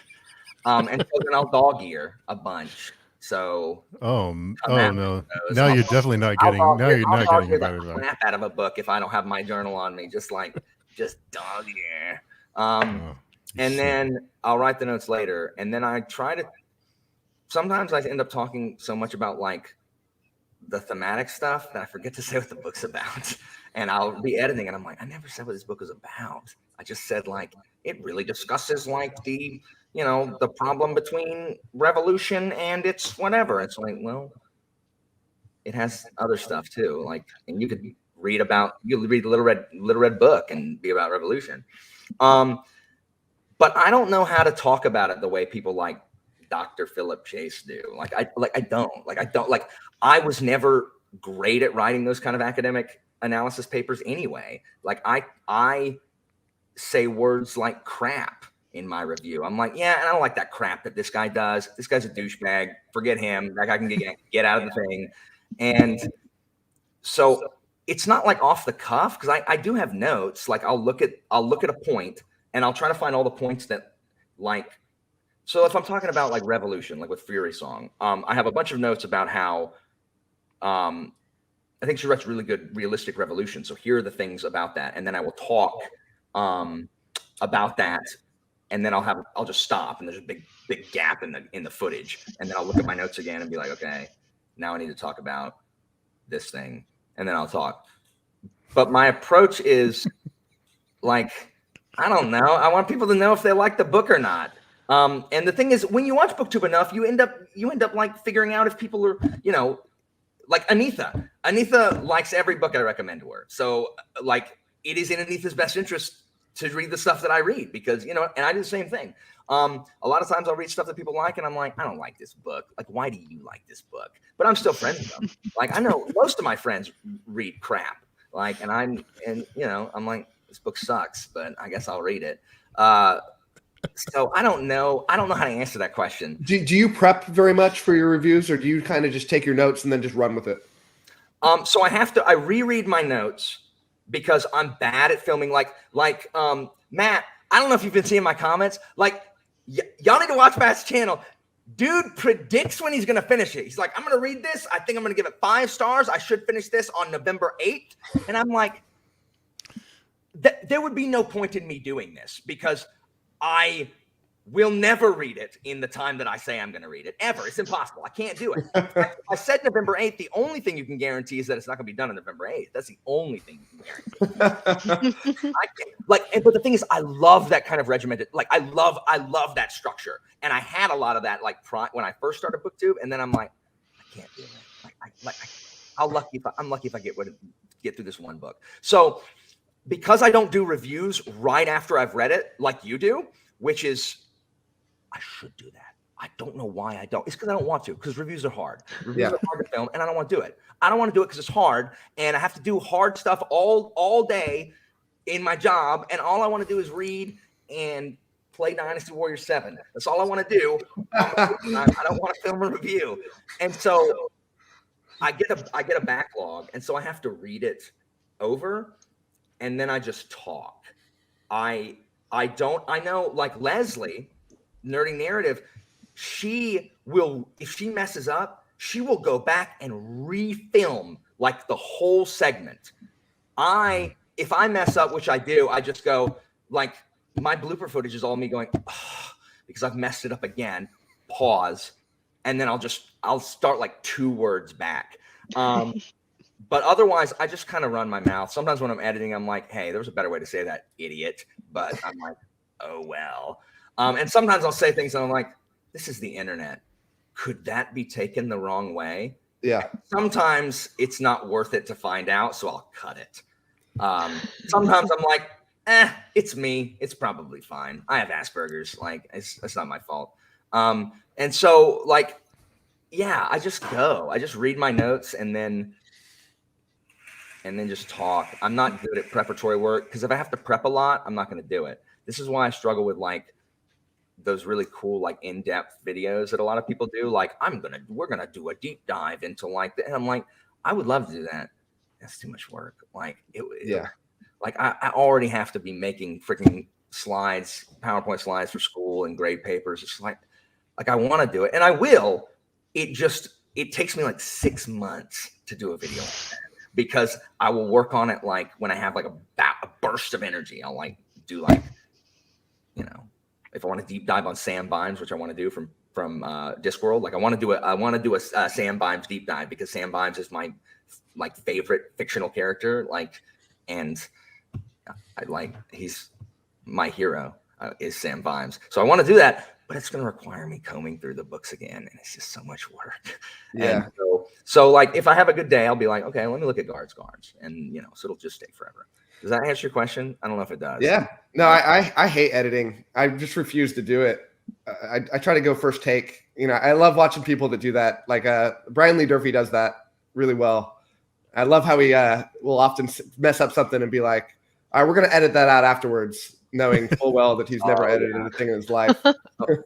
Thank you, Austin and Joanna. That's very nice. They're saying nice things. Like that, Matt, I hate editing. Like I have literally, I filmed 5 videos in a day, which I've never done since I've been on BookTube. And that was on October 16th. I have put 2 of those out. I have 3 of them. They're sitting there because I don't want to edit them. Like, I don't want to edit it. Like, I'll sit there and I'll be like, I could get up and because especially, like, I've started doing history videos, right? And I want them because I love them so much, but they take so long because I have to put in, like, map inserts and, like, anything I'm going to have to put a clip in. I'm going to have to spend time trying to find a clip. I'm going to have to be anything that requires a lot of editing, I know is going to take me forever. And I won't want it to. TBR, easy. Boom. This is going to take me 30 minutes to get this TBR video out. Done. But like, and reviews, to be fair, are generally don't require a lot of like extra clips, so I actually edit them really quickly. Except unless I have trouble voicing my thoughts and I freaking stammer over my words all the time, then I'm like, I'm gonna have to make a cut. Like it's gonna take forever. Like my Hero of Ages review is 47 minutes of unedited footage, and I don't want to put it out because I badmouth a character, a beloved character, and I did it in my Discord, and my friends jumped down my throat. I can't imagine what my enemies are gonna do. So I wonder how long it's gonna sit there. I have a review. I reviewed The Hammer by KJ Parker in December. I filmed the review in December. It is on my computer, and I still haven't edited it. I have that footage for that review, but it's 45 minutes long, and I'm like, it was a struggle to get through. So I'm like, I don't want to edit that, but it was 10 months ago. I should. Oh man, Alan, my OCD wouldn't let me do that. Like, if I had a video on my computer more than like 24 hours, I'd have a mental breakdown. So Matt, I currently have four videos on my computer that are not edited. You're like actually giving me heartburn. Oh yeah, me too. The thing is, it also bothers me. This is why I'm depressed all the time. But it's just not enough. It's not enough to make me do anything about it. Like because I'm depressed and overwhelmed. That's why I don't edit it. Because I'm like, no, Dynasty Warriors, saving China calls. I have to save the Han. Anyway, sorry. I hope that answers your question. Yeah, we did have a question from Austin. What are all the panelists' favorite books or series at the moment? I'm interested. Don't all go at once. Oh, I feel like my all-time favorite series is Malazan. I don't imagine that getting upset anytime soon, and so yeah, I could reread that many times over. What's your favorite of the 10? The last one. Oh, Crippled God. The Crippled God. I accept that. Love the Crippled God. Love Bone Hunters. Yes, Bone Hunters is a great answer. Love Memories of Ice. Hmm. How do you feel about Toll the Hounds? I really like Toll the Hounds. It's way more philosophical than the other ones. It's very different, but I felt like the ending of it is probably the best part of Malazan in the entire series. I mean, I get that. The ending was okay for me. I didn't care about anybody in that ending. Like not a bleeding one of them. I'm like, what if we went to characters I cared about? There's one character I cared about there, but he didn't do enough. That book could have done with 50% more the character I'm talking about, and I would have loved it. And if I hear the word Kalik again, which I did see in God Is Not Willing, I saw the word Kalik and I immediately took a picture of it and sent it to Joanna and said, I can't read this book anymore. I'm so sick of hearing about that thing. I will say Toll the Hounds is one of my bottom. It's in the lower tier for me. That is a good response. That's a good response. I don't hate Toll the Hounds, but it is my least favorite, like by far, because I don't care like about anything that's happening in it, and everyone always tries to tell me how deep it is. I'm like, okay, like I didn't read that book. I don't know what book you read. I didn't. Dust of Dreams was definitely my least favorite, in part because it just didn't have like an ending. Ending was good though. It was good, but I feel like I would love it so much more if it was. It's supposed to be 9 books. It's supposed to be the last 2 books combined into a gigantic 2,000-page book, and I would have loved it so much more if that was what it was. Yeah, it wouldn't have been able to withstand the binding. Right. What about you, Jolien? What's your favorite? Well, I should say A Song of Ice and Fire, but I need to reread that one to be certain. And then I'm reading the Phaedra trilogy. The first one is Kushiel's Dart by Jacqueline Carey, but I haven't finished that one yet. But I do think that that's going to be my top 3 at the very least. And then for sure, Realm of the Elderlings, which might be my favorite series once I finally finish it. I'm on to the last trilogy. I have extremely high hopes. So I gave Assassin's Princess. Whoa, sorry, that's me talking. Sorry. Oh my gosh. I gave Assassin's Creed is 1 star. Which one? I haven't read Robin Hood. Jolien, please Oh. don't. No. I've Okay, just, I was. I'm just. I'm not funny. I'm just trying to rouse the rabble. Just trying to set everything ablaze wherever I go. Alan, your Discworld's got to be yours, right? So the problem is whenever I do like a top 10 list, like Terry Pratchett always tops the author. Discworld specifically the City Watch. The City Watch is going to be like nothing is ever going to topple it. I read Snuff for the first time because I had stopped reading fantasy for a long time, like before Pratchett died, and so I had never read Snuff. And I loved it. I was told it was like mediocre. No, it's way better than Thud. I love Snuff. Like it was so good. I'm near the end of my Discworld journey. I've been reading it chronologically and loved it. City Watch absolutely obsessed with. But I have heard the same about Snuff. It is and better. It made me feel like maybe I should not even read it. No. It is no. It is significantly better than Thud. I don't like Thud. Like I think it's the weakest Guards book by far. I know that K Fox loves Thud, and that's cool, but it's not for me really. But Snuff is amazing. Like I really like Snuff. Like the anger of Vimes and just small town elite bigots who think that because their family is someone that the rules don't apply to them, that will always get me riled up. Always. Sam Vimes like is my spirit animal. Like I wish I was Sam Vimes so I could, I could actually fix crap. The one thing that's weird about Snuff is the patrician is weird in Snuff. And again, it was written like at the basically the height of his disease, and so he was like having to dictate everything, and so stuff felt a little off. And I'm glad that's the reason why, because I was like, why is Vetinari shouting? I'm like, Vetinari shouting. That's not him at all. I know. There were multiple exclamation points used in the patrician's dialogue. I'm like, really? Vetinari getting emotional? That's weird. So that was bizarre, but the other stuff, like top of the line Pratchett stuff, it was good. You definitely should read. Awesome. I will keep it on. Yeah, for sure. But yeah, so City Watch Discworld for me it's always going to be one of my favorite series, like or my favorite. I don't think I'm ever going to be able to top it. Long Price Quartet is way up there because I've never there has not been a series that I've read that I have thought about more after finishing it. Like I finished Long Price Quartet last March, and I'm still thinking about it, like March of 2021. And I still think about it all the time. Like I want to reread it so bad. And the fact the whole series, like 1,300 pages total. Some of my favorite character work ever, which is weird because I usually don't like these really slow moving, like I guess nobody's going to do anything really. We're just going to stare at the carpet for 200 pages. But it's just good. I just like it a lot. And then what other series do I like? I don't know what other series I like. I always forget. When anyone asks me, I don't even know what I like anymore.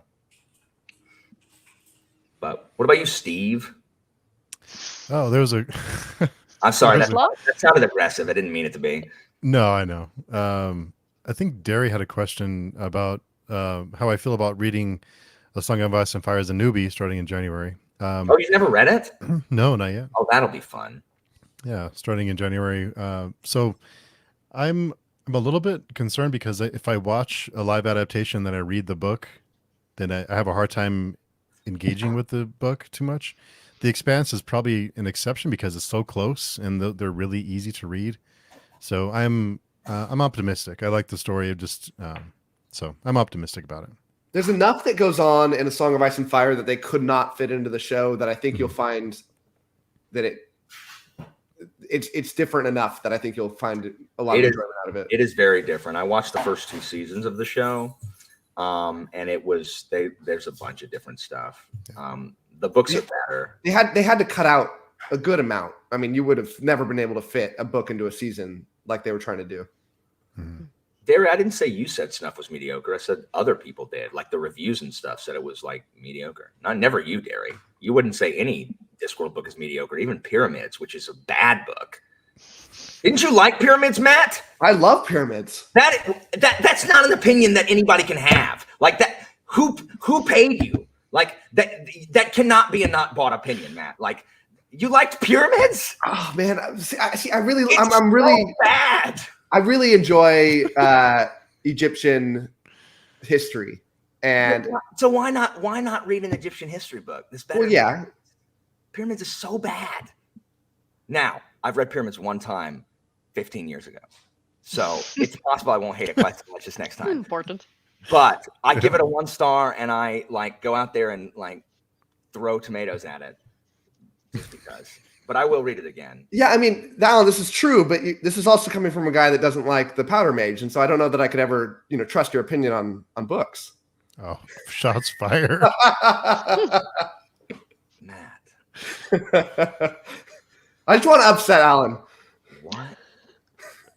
You like the Powder Mage? No, I don't like the Powder Mage. I love the Powder Mage, Alan. Is that true? Or you? It is true. Are you serious?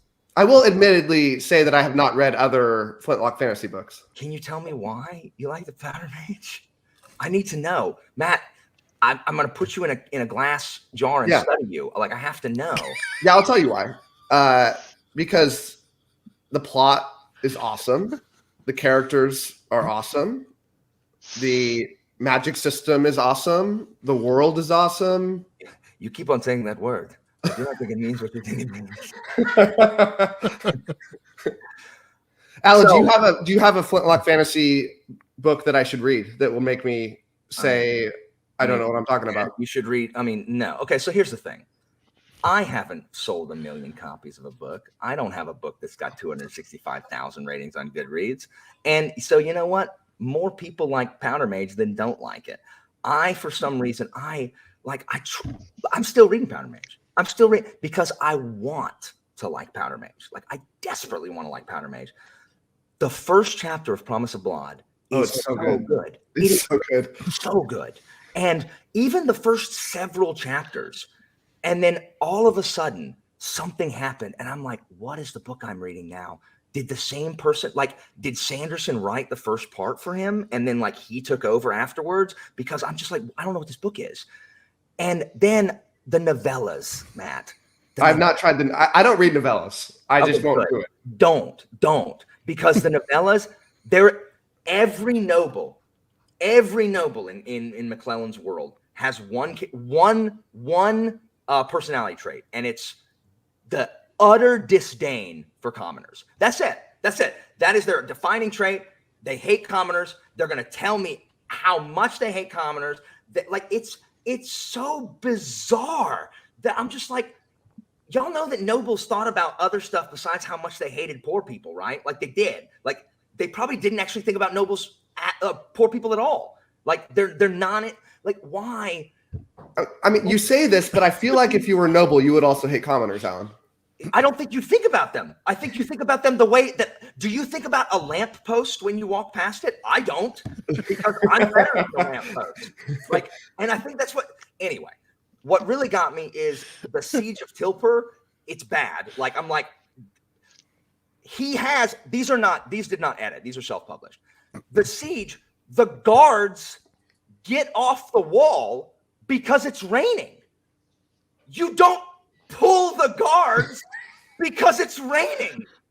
Then all anybody has to do to win a siege is just wait till it rains and then scale the wall. There's no one on the walls.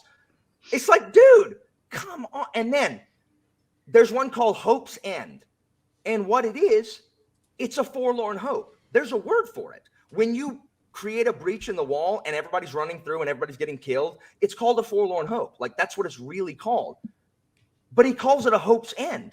And why? Why would you not call it a forlorn hope? Because you have rear admiral and lieutenant. You have all these other normal world words.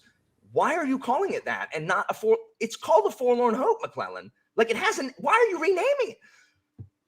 Anyway, it's not here nor there. The magic system is very cool. I love the magic system. And I don't know, Matt, why are we destined to be enemies? And who said Alan also liked Fall of Babel? You're right, because Bancroft is a masterful writer, and I don't hold it against him that I didn't necessarily enjoy everywhere the last book went. Max. I just got sold a false bill of goods with those books. You know, part of it's my problem. That wasn't Senlin was boring. No, I like. Hey, I love Senlin. I don't like the other characters in that story. Like Edith Winters? No, I don't like Edith Winters. What I wanted was not what I got. Yeah, he's gone. He's gone. No. I get that. But I wanted more of the first book. From book one. Very different. I wanted these little adventures. I wanted like a modern day kind of Odyssey kind of, we're going to go on these little adventures and get it. Don't consider them in the airship trying to find out what's going on in adventure? It is, but it's not these. Oh, it's not episodic. It's a long. Yeah. I mean, it felt so different to me. It's like, I'm used to reading these fantasy books. And I was like, oh man, every book I'm going to get, 4 or 5 of these little fun adventures. I'm going to see this different scenery. I'm going to get this totally fun, crazy environment that's very radically different than the previous one. And then they just got stuck and spent an entire book in one location dealing with characters that I had not fallen in love with. And I just got less and less Senlin, and I wanted more and more Senlin. And so I fall for expectations sometimes, I feel like, and I shouldn't. I have terrible opinions. Ask anybody I know. My opinions are bad. So don't even. And Tori, I know that self-pub doesn't mean not edited, but if you have your guards leaving the walls when it rains, that didn't pass through anybody's hands. I promise you. I promise you. No, I mean, my opinions are bad, so I don't know why anybody listen to me. That's just odd, because most of the time people don't care for Senlin Ascends, and then they really like Arm of the Sphinx, and it's because the same reason that you don't like it is it's right. vastly different than Senlin. I love Senlin. A lot of people that don't like the last book are like, well, Senlin doesn't do anything. Like Senlin's hardly in it. I'm like, what do you want him to do? Like, he didn't get superpowers. He's still a schoolmaster with no powers. What do you want him to do? Like, what do you want Senlin to do? Yeah. Anyway. So Jen had a question. Have any of you read Jen Lyon's A Chorus of the Dragon series? I'd be curious to hear your thoughts. I can't believe I was late. I have not read that one. I'm not. It's on my TBR. It was on my TBR for this year, but it's going to be postponed to next year. What are you reading currently, Jolien? The Crystal Cave by Mary Stewart. I started it today. It's an Arthurian legend retelling. First book was published in the 1970s. And I think that Sarah Reeds told me that it was a great trilogy, I think. So I started it today. I'm 200 pages in, and I'm absolutely loving it. It has 5-star potential. So that's the one. I think that's the one that she likes, that she says she likes like as much, if not more, than the Warlord Chronicles, which I was like, what? There's no way it can be better than Warlord. It's so good. Okay. All right, Max. I mean, that's fine. Like, but do you like Sanderson? Because if you do, you're violating his #1 doctrine, which is journey before destination. No, travel sucks. I get why people don't like the ending, but it doesn't ruin what came before for me. I don't know. Anything I'm on, Joanna, is a bad opinion, like unpopular opinions. I don't like a lot of things, like Sazed in book 3. Guns of the Dawn is good. Well, okay, so the thing is, you should read, especially the history guide, you should read The 1,000 Names by Django Wexler, which is book 1 of the Shadow Campaigns, but you can just read that one, and you don't have to continue if you don't want to. It's based on like Napoleon's like Egypt campaigns, and it's good. I love it a lot. That first book is really, really good. Awesome. Yeah, and then Guns of the Dawn is also great flintlock fantasy, but it also has like some North by Northwest or Pride and Prejudice in it. So like the first like 150 pages like Jane Austen, and then it's like straight up like flintlock fantasy. I love it too. It's excellent. So those are my 2 recs for flintlock. I'm on a quest to find good flintlock, which is also why I'm reading Powder Mage as well, because like it's the most popular. Like it shines the biggest light on the genre, which pleases me because it's my favorite of the subgenres. I just love that kind of low tech in my fantasy books. So, Stephen Allen, what books are you guys reading right now? Oh, I am reading The Thousandfold Thought by Baker, the third book. And, Everyone's reading Baker right now. Yeah. And Wrathbringer by Christopher Brenning. Nice. I am reading John Williams's Augustus, which is entirely possible may become one of my top favorite books ever. Like, because I read Stoner, and John Williams is a brilliant writer. Brilliant. I love I love his writing style. But now I'm reading letters written by ancient Romans in Augustus's time.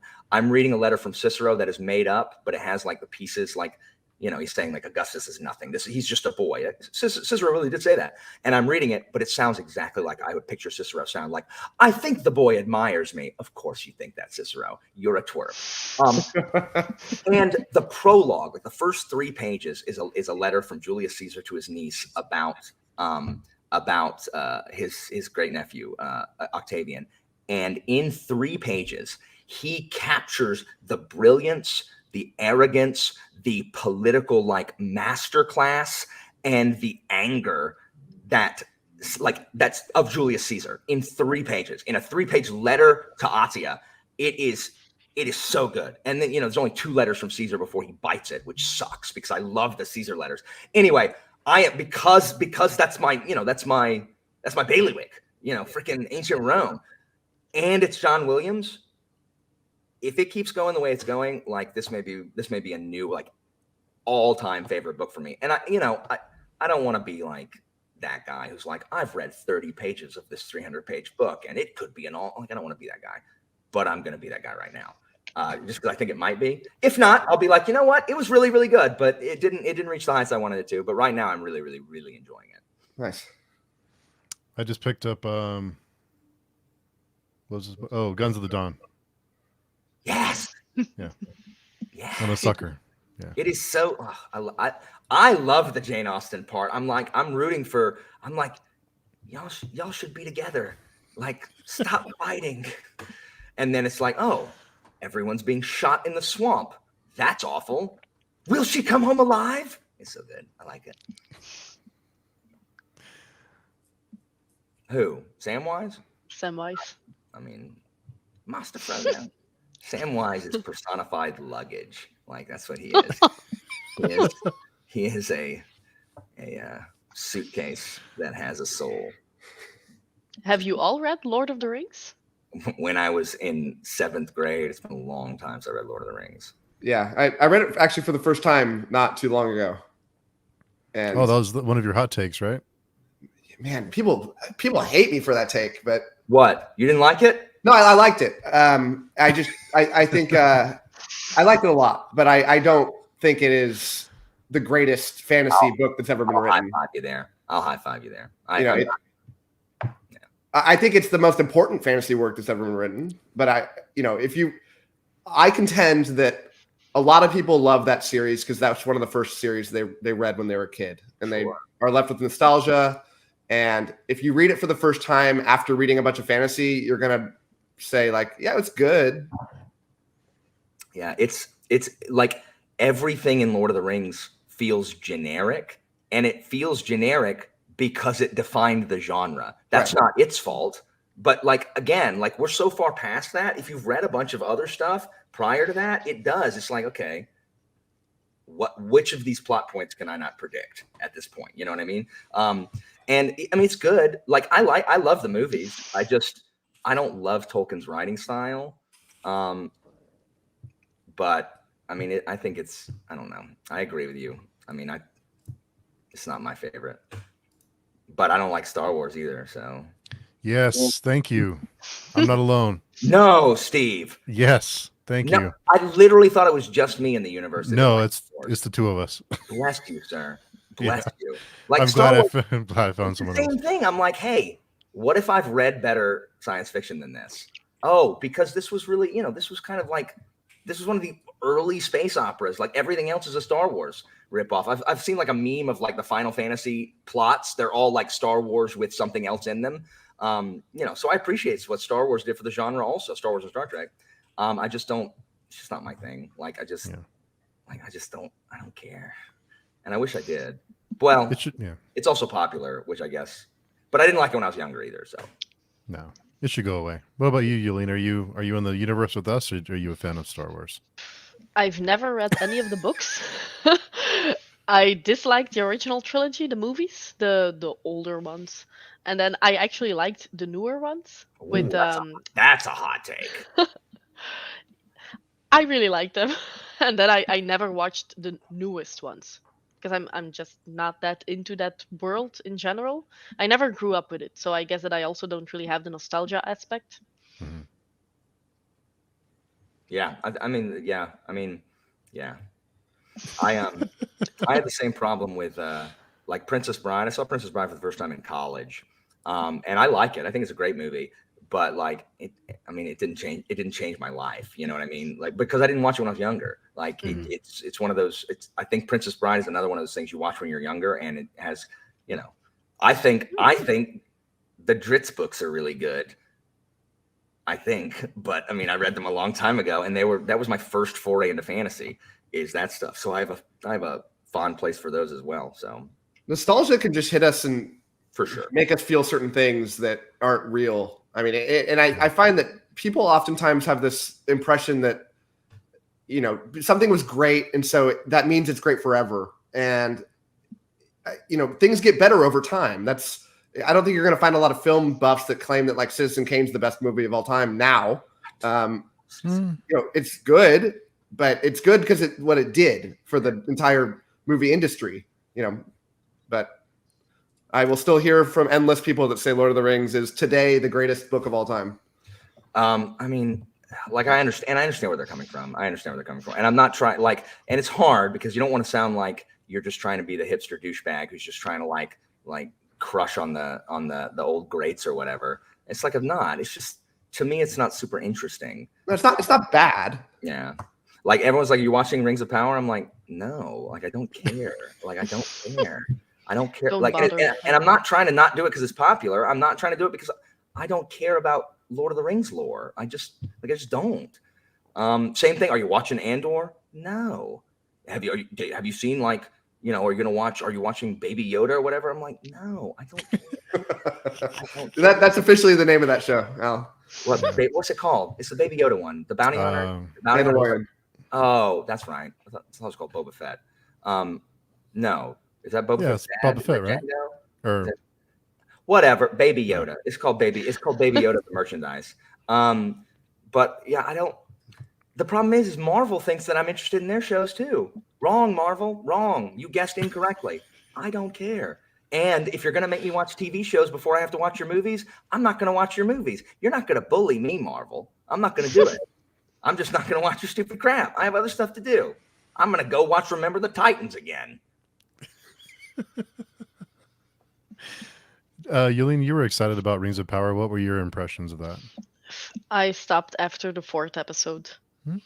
I really didn't like it. I also didn't like the main character at all, Galadriel. And I DNF'd the Lord of the Rings books, so it's not like I'm a fan of the books and if something is different, I'm going to absolutely hate it. I can understand that adaptations are different, but she was really just unlikable, and she made the stupidest decisions ever for an elf who has lived for hundreds of years. She did so yeah. So I had to stop after the 4th episode. Jolene, thank you for saying that. One of the things that drives me crazy in fantasy books is you have these people who have lived forever and they act like a teenager. They act like the 17-year-olds that I teach. Like, really? You have so hold on.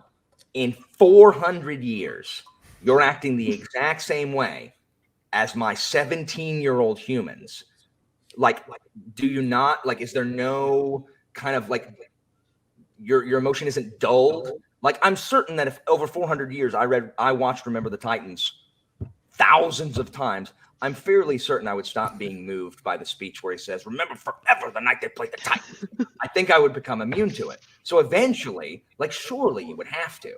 So I'm with you. That is one of the things that is actually that always really sticks out to me in fantasy books, where there's really long-lived characters. I'm like, well, why do you not act like you know anything? Like, I'm with you. Yeah, I'm with exactly. There were just also some things that there were people who were against a different race, and then 10 minutes afterwards they were going to war together. and it just didn't fit. You could see that that was something that needed to happen to move the plot forward, but it just wasn't realistic at all.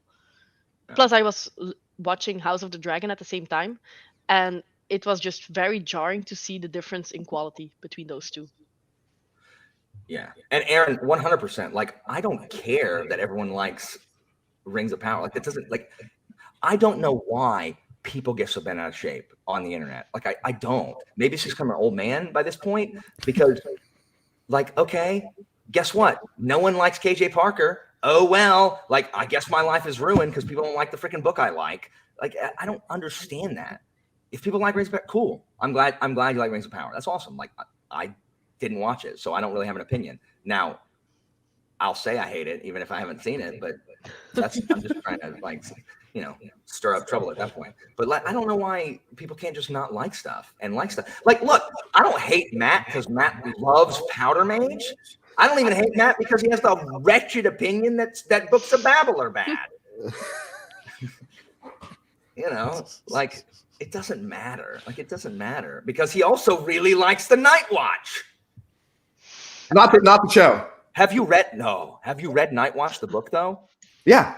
It is so good. Night Watch is so good. It's so good. I don't think any of that series will be better than Guards for me. But it's up there. Guards. So Guards, I say is my favorite, but it's literally nostalgia. It's my first introduction to Vimes. I think upon reread, I think I like Night Watch the best now. But Guards, I say was my favorite for forever. And I've read Guards more than I've read any other book I have, except maybe The Black Company or Hogfather, because that was my first Discworld book. But I love it. Like, I love Commander Vimes. Have you read Thud? Yeah, not a big fan. And read Snuff. Thud is Thud. You know, I'm gonna sound like a noob on Discworld, but the scenes with that group of like the cultists or whatever in Guards, is one of the funniest things ever. Crying with laughter. I agree. I don't like to talk in hyperbole, but like actually tears coming out. My wife looking at me and being like, "What is wrong with you?" The first time I read the early scenes with the elucidated brethren of the Ebon Knight, yep. I promise you, I cried laughing. It was so funny. Like, it was like, and anybody reading it, you're probably not gonna think it's as funny as we did. But the first time I read it, and I read it again like last year with Philip, and I still laughed out loud because and Brother Fingers being like, "I'm oppressed every day. My landlord oppresses me every day by making me pay rent." It's like, these guys are so stupid. They're so dumb, but they're so funny. Pratchett does so many things well, but the best thing he does is writing groups of characters that are having conversations. Yes, it's the greatest comedy that's ever been written in fantasy. Yeah, Pratchett. And again, I'm trying not to, like, if y'all don't like Discworld, that's totally fine, guys. Anybody in the comments, it is totally fine if you don't like Discworld. Personally, I don't know an author. I have not read an author that I think had a better mastery of the English language than Terry Pratchett. Like, because he writes these jokes and they're not jokes. They are part of the narrative. And he does it with such effortless skill because he like, the language is part of him. Like, he doesn't have to think. He just, like, puts it out, and his mastery of the English language, like, he picks the absolute best word every time at the right time. It is so good. I love the way he writes. I don't know this, but I get the sense that he didn't, like, heavily edit his stuff either. It feels like this is just how he writes his first drafts. I just finished listening to his autobiography, and he would sit there and it would just, like, flow out of him. He cleaned up some stuff, but basically he was able to dictate it later because it was faster for him to dictate it and have his assistant type it while he was dictating. And being able to dictate a novel, that's insanity. Like, not being able to see the words on the page. Like, he was brilliant. I love Terry Pratchett. Is it Guards is like what, 8? I think it's at book 8. It's Guards. Yeah, I think you're right. Anyway, not trying to turn it back to Discworld because I'll talk about Discworld forever. I love it. Though, Matt, you always give him 4 stars. I think that's my average because so the Rincewind books always bring my score down. Oh yeah, good. Give them all 2. And so like my average is like a 4. What'd you give The Truth? The Truth was so 5. Yeah, it is. There you go. I just read The Truth again like 2 weeks ago. So good. I love The Truth. Anyway, sorry. Is that part of Industrial Revolution? Do they consider that part of it? No, It's not part of it, but I mean, it might as well be, but it's not. I just love it because it's fantastic. It's fantastic. Have you read Discworld, Jolien? I have not. I've put it off because I bought The Color of Magic years ago, and then people told me, don't start with that one. You don't need to go into publication order. The Color of Magic is one of its weakest ones. So I never read it. And then Raf said on Discord, just start with The Color of Magic. Don't put it off just because that's the one that you own. Start with that one. If you don't like it, continue because they do get better. Yeah, you can start with it. Just don't judge the series on it. Yeah, Pratchett himself in the autobiography, he's like, why do people start with Color of Magic? Like, don't do that. Like, Pratchett doesn't want you to start with Color of Magic. I had read Hogfather because one of my friends handed me Hogfather. It was like, hey, like you'll like this. It's Death as Santa Claus, and I read it and I loved it. So after that, I went in publication order and I read Color of Magic, and I didn't like it as much, like even close. But I had read Hogfather, so I knew what was coming. So I'm like, all right, I'll just blaze through these early ones. I don't like Rincewind. His books are my least favorite, but they're good. I mean, if you start Color Magic, I mean, as long as you're not like, well, I don't like this, I'm never gonna read another Discworld book. That's probably fine. But if you're only gonna if you're gonna sample it with a single sample size, it should be a better book than that. I don't like Color Magic. I don't love Rincewind at all. I do like the Wizards though. So when I read Rincewind books, I'm not reading it for him. 100%. They're the best scenes by far. Yeah. Rincewind isn't a character. Rincewind is a runaway. That's what he does. He runs away. Cool. Okay. Can we get back to Ridcully and the Bursar and the freaking Dean? And again, more of the groups of people talking in hilarious fashion. It's brilliant. It's brilliant. Anyway. Steve, how are you enjoying? Speaking of things that aren't funny, how are you enjoying The Darkness That Comes Before, or whatever that book is? The Thousandfold Path. Thousandfold Thought. Oh, there you Well, go. I actually made a smart decision, and I decided to take these books slowly. So we discuss a couple chapters each week, and that's really helping me understand what the hell is going on. But I'm enjoying it. There's a lot to the book, to the series. I did a reread of the Darkness That Comes Before. There's a ton that I missed the first read, so it's really helped me understand the series and what's going on. But it's the farther you go, it's still bleak, but it's not as bleak. The first book is the darkest, I think. I keep hearing from people that, as a Malazan fan, that I will like that series. I hear a lot of comparisons between the two. The farther I went in Malazan, the more I liked Gardens of the Moon, and I'm really enjoying House of Chains now. So, yes, you finished part 1. We did finish book 1, and then we're gonna discuss book 2 on the 12th, I think. Yes, the ending of House of Chains is something special. Yeah, I think the change to less POVs has really helped me. Has really helped, because Memories of Ice I wasn't a huge fan of. I just kind of it was. I didn't dislike it. It was a lot. It was a lot. So we took a little break. I like the Siege of Capistan in Memories of Ice, but I prefer the Seven Cities books, which is a minority. I'm a minority on that one. Yeah, but I really love the first book in House of Chains. That's because it has Karsa Orlong, who is. Yeah. In House of Chains, he's. I can't say, oh, I love Karsa Orlong in that part 1, because then I like an awful, awful, awful thing. I like him better later. Yeah, you get all the awesome parts of him without the horrific assault on people. Yeah, with no qualms about it. Yeah, I love Karsa. Karsa, like, I should hate Karsa because he's just a meathead dum-dum, like, who's just. But I love Karsa. Like, Erickson does such a good job making me not hate this guy. I love Karsa so much. Yeah, I think Yolita would really like House of Chains and Karsa. Okay, Yeah. that's encouraging. Well, Still my making fa- my way through the third one. Did you finish? Oh, wow. Did you like Dead House Gates? Yes. And I think that I had a weird experience with Malazan so far because I was very anxious to start Gardens of the Moon because everybody said you're not going to know what's going to happen and what's going on. You will be clueless. And I read it and I thought, well, this is doable. Guess I'm smarter than I thought. And then I read Dead House Gates and I loved that one. But I'm a big fan of Phelacin. I also think that Phelacin, don't know how you Yeah. pronounce that name. I also think that Dead House Gates is pretty character driven. So that one just jammed between the right way. So I was thinking, I got this series. I can just read it in between, no big deal.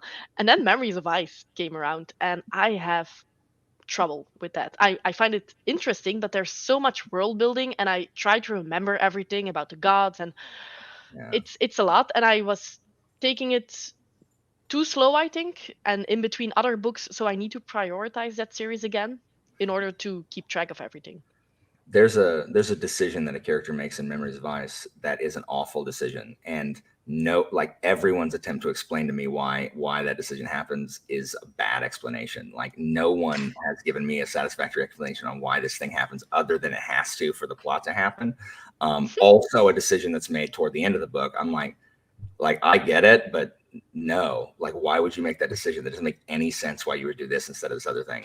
But okay. But people will think I'm insulting it. Like, no, it's because of this. I'm like, that doesn't make any sense. Like that literally makes no sense. And like, okay, that's a bad decision on this character's part. Like, I don't know why this person would do this. Anyway, see, Kevin understands. Kevin knows. Thank you, Kevin. Kevin knows. I love Dead House Gates, but I loved the Chain of Dogs storyline where you like. Oh man, it's so good. Coltane remains my favorite character in all of the, and I don't understand why. I don't understand why, but I love Coltane so much. Like I just loved the Chain of Dogs. It's just so, I don't know. It's so very like, I don't know, horror movie where they're trying to escape from the island and being picked off, one by one. It's just, it reminds me of the Sicilian expedition, from whatever, some stupid Greek thing from like in the 415 BC. But it's just like a doomed military mission, and it's just so good. But I mean, I like military fantasy. Like that's my favorite thing. So that's obvious. And like Phellacin's group, like all freaking three of them, like y'all are a drag. Like y'all are a drag. I mean, I know obviously they have a good reason to be, but I'm like, y'all are a drag. Like y'all are so unpleasant. All three of you. Like, can I go get to the people who are about to get killed by soldiers? They have a better outlook than y'all do. So Phellacin's parts were my favorites, but I severely dislike military fantasy. So I don't know if Malazan is going to be the series for me, but people have told me that, well, I'm pretty particular with my military fantasy. I love when I'm with a soldier, like Joe Abercrombie also does it quite well. You're with one person, but I don't like strategy and like an eagle view. So I don't know where Steven Erikson is going to. It's not all that, but you're going to get a lot of military stuff. You'll probably love Toll the Hounds. It's I think the only one without a major military operation. And that's the fourth one. No, that's the eighth one. Okay. Eighth one. Okay. Like you're probably not a big fan of like the Black Company, which hurts my soul. Jolien. Haven't read it yet. You like Black Company, Matt? Oh, I'm obsessed. Right on. We can agree on that too. Yeah. The fourth book has less military operation than you would think it does. It has a lot of character stuff. Yeah. And then book 5, same thing. Max asked a question about tips for starting out Malazan. I have a tip for you, Max, that not a lot of people would say, but if you Google any of the first 5 books and also type in PowerPoint, some dude put together a PowerPoint that does not spoil things. That's nice. And chapter by chapter, and it hits the high points of the chapter with images, and you won't get lost, but it doesn't spoil. And it is perfect for somebody that wants to just keep their head straight. I'm looking right now for that. Same. Scott, you should read, if you didn't like Black Company and you wanted to like it, read Shadows Linger. It is nothing like book 1. Shadows Linger reads like a Lovecraftian like morality tale. Yes. Shadows Linger is so good. I don't even know how to describe how good Shadowslinger is. It's so good. It is by far my favorite of the first three. Shadowslinger is excellent. So if anyone doesn't like Black Company and feels like, but they like military fantasy, you should see what he's capable of with. I understand why people don't like the first book, but book 2 is completely different. It's a continuous narrative as opposed to those mini novellas that are in the first one. Jolien, I know you're in the middle of book 3, but what advice do you have for someone who's reading Malazan for the first time? Don't do it like me. Like, prioritize the series. I do think that it's best at least to read books without taking breaks in between books, because now I have to reread the third one. I'm halfway through, but I don't remember what's happening. For sure. And don't be too afraid. You will understand what's going on, but you do need to make it a priority. Like, don't start 5 other series at the same time, because it will be too much. Unless you're smarter than me, then it might be doable. But yeah, it's a lot. Hey, I hate to be rude, everybody, but I have a date night tonight, which is rare for me with kids, and I have to make that happen. Yeah, enjoy. Yeah, of course. Thanks, Matt. I'll fill in this time as if I got here on time. So, Perfect. All right. Thank you, everybody. I appreciate it. Thanks, Matt. Nice Have a good seeing night. you. Bye-bye. So, Alan, what advice do you have? Yeah. Well, now we can say bad things about him now that he's gone. Well, he left because he couldn't stand my presence anymore. I am going to take a very quick break. Be back in 1 minute. Sure. Steve, everyone's abandoned you. I know. See what happens? No, it's my fault. I'm sorry. No, what advice do you have for someone starting? Malazan? I mean, it's not like people blow Malazan out of the pool. So the problem with Malazan is a lot of the Malazan fans will not tell anybody what the bloody books are about. Everyone is obsessed with the word compassion, and people have got to stop, because stop. That's not what it's about. Like I get it's everywhere. It's hit hard in book 3, and then in book 10 they say it about 20,000 times. So I get it. I understand that. And that these books are heavy with theme, but you're driving away people for whom theme is not the first. If all you care about is theme, go read Kant. Go read a philosophy textbook.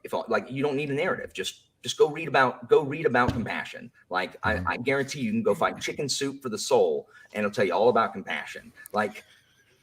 No one will tell people what the books are about. It's about military company, and it's about a unit of the military that is, served the old emperor, and the, empress is trying to, just like all new regimes, they're trying to find their own people instead of the old guys thing. And it's an empire that is, has a whole continent rebelling against it, because every empire has to put down rebellion.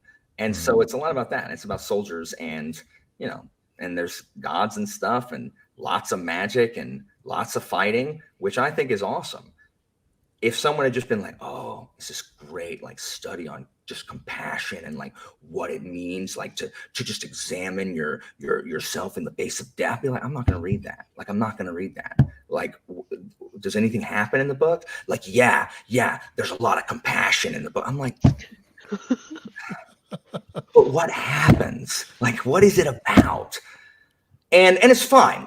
That's fine. I think a lot of people really enjoy the thematic content. It's fine. It's not like I don't like theme, but I read Malazan because I really like military fantasy, and I think Erickson is really good at it. And the Siege of Kapistan in book 3 is so good. The Chain of Dogs, so good. The Siege in book 6, amazing.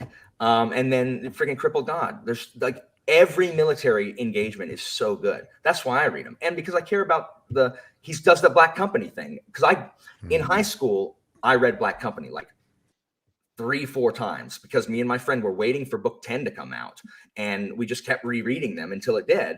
And then we reread them again so we could read book 10. And the relationship between the soldiers feels so much like Black Company that it just hits for me. So my advice is flip back and bookmark the dramatis personae and the glossary in the back. Don't listen to Dr. Phillip, who said, oh, just read through. Like, don't bother going to the glossary. Don't listen to that. That's terrible advice. You hear me, Phillip? That's terrible advice. Flip back and forth so you know who these people are and what's going on, because it'll give you a picture of the world and, you know, what the gods do. If they're like, oh, he's accessing Meaningus. It's like, what? That is meaningless. That's the freaking buzzwords that JRPGs throw at you at the beginning of the game, where I don't know what a cosmos is. Like, let me look it up in their in-game glossary. Use the glossary. Like, you don't get an achievement for reading it without the glossary. Like, there's not a trophy that you can unlock. I mean, I guess you can flex on people and be like, I read it without the glossary. I mean, good for you. I use the glossary every 3 seconds. New name. Let me see. Who's this guy? And it's always like, it's Yog-Nathav, the Nathuk tribe. I'm like, I don't know what any of that is. So it's not like it doesn't tell you any of that. But after looking at it enough times, like, it finally started to take root, and then I didn't have to look quite as many times. See, Joanna knows. Yeah.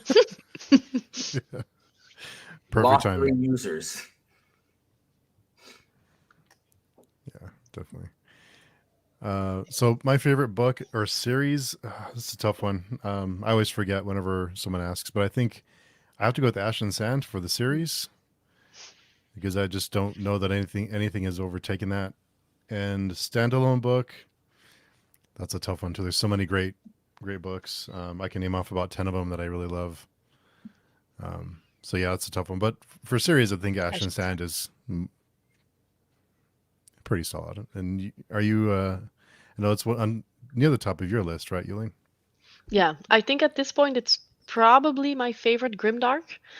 Another one is Chronicle of the Unhewn Throne trilogy, but Alan hated that one, and his whole Discord took it apart. So they ruined my life, Jolien. They ruined my dreams. I when you picked that one as a group read, I thought, yes, finally, it's going to get the recognition it deserves. And then everybody hated it. Yeah. So disappointed.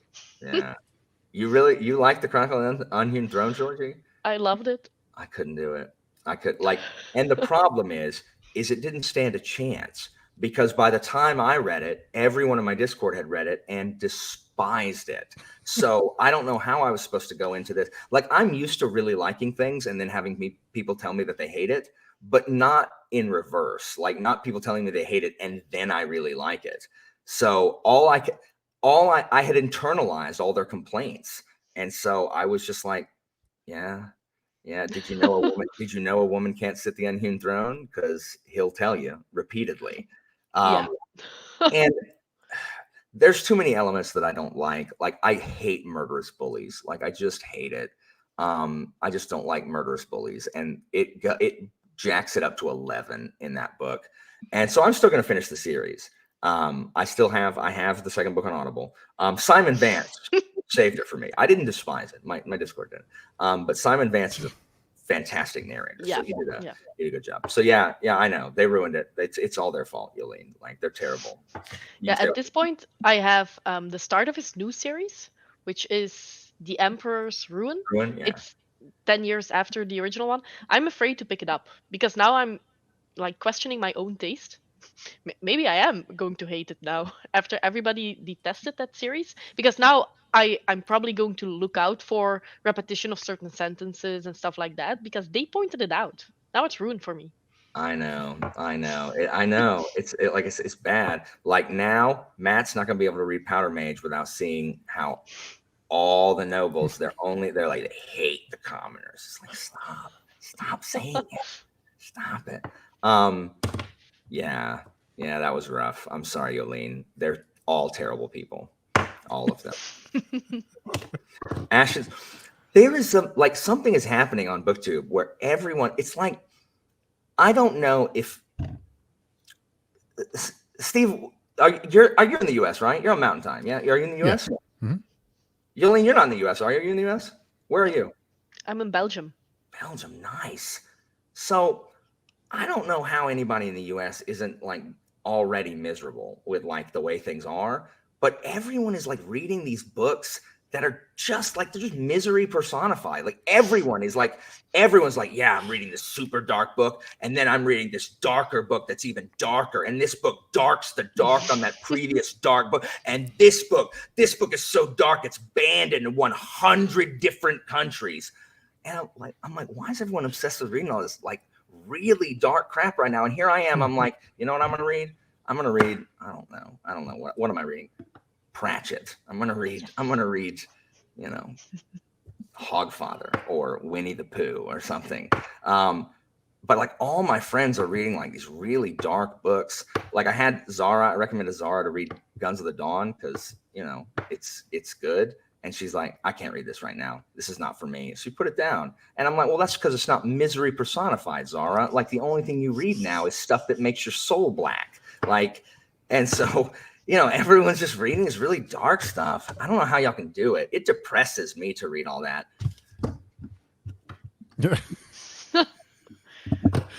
What do you think, Jolien? I go back and forth between fairy tales and grimdark, so it puts it into a balance, I suppose. Oh, that's good. That's good.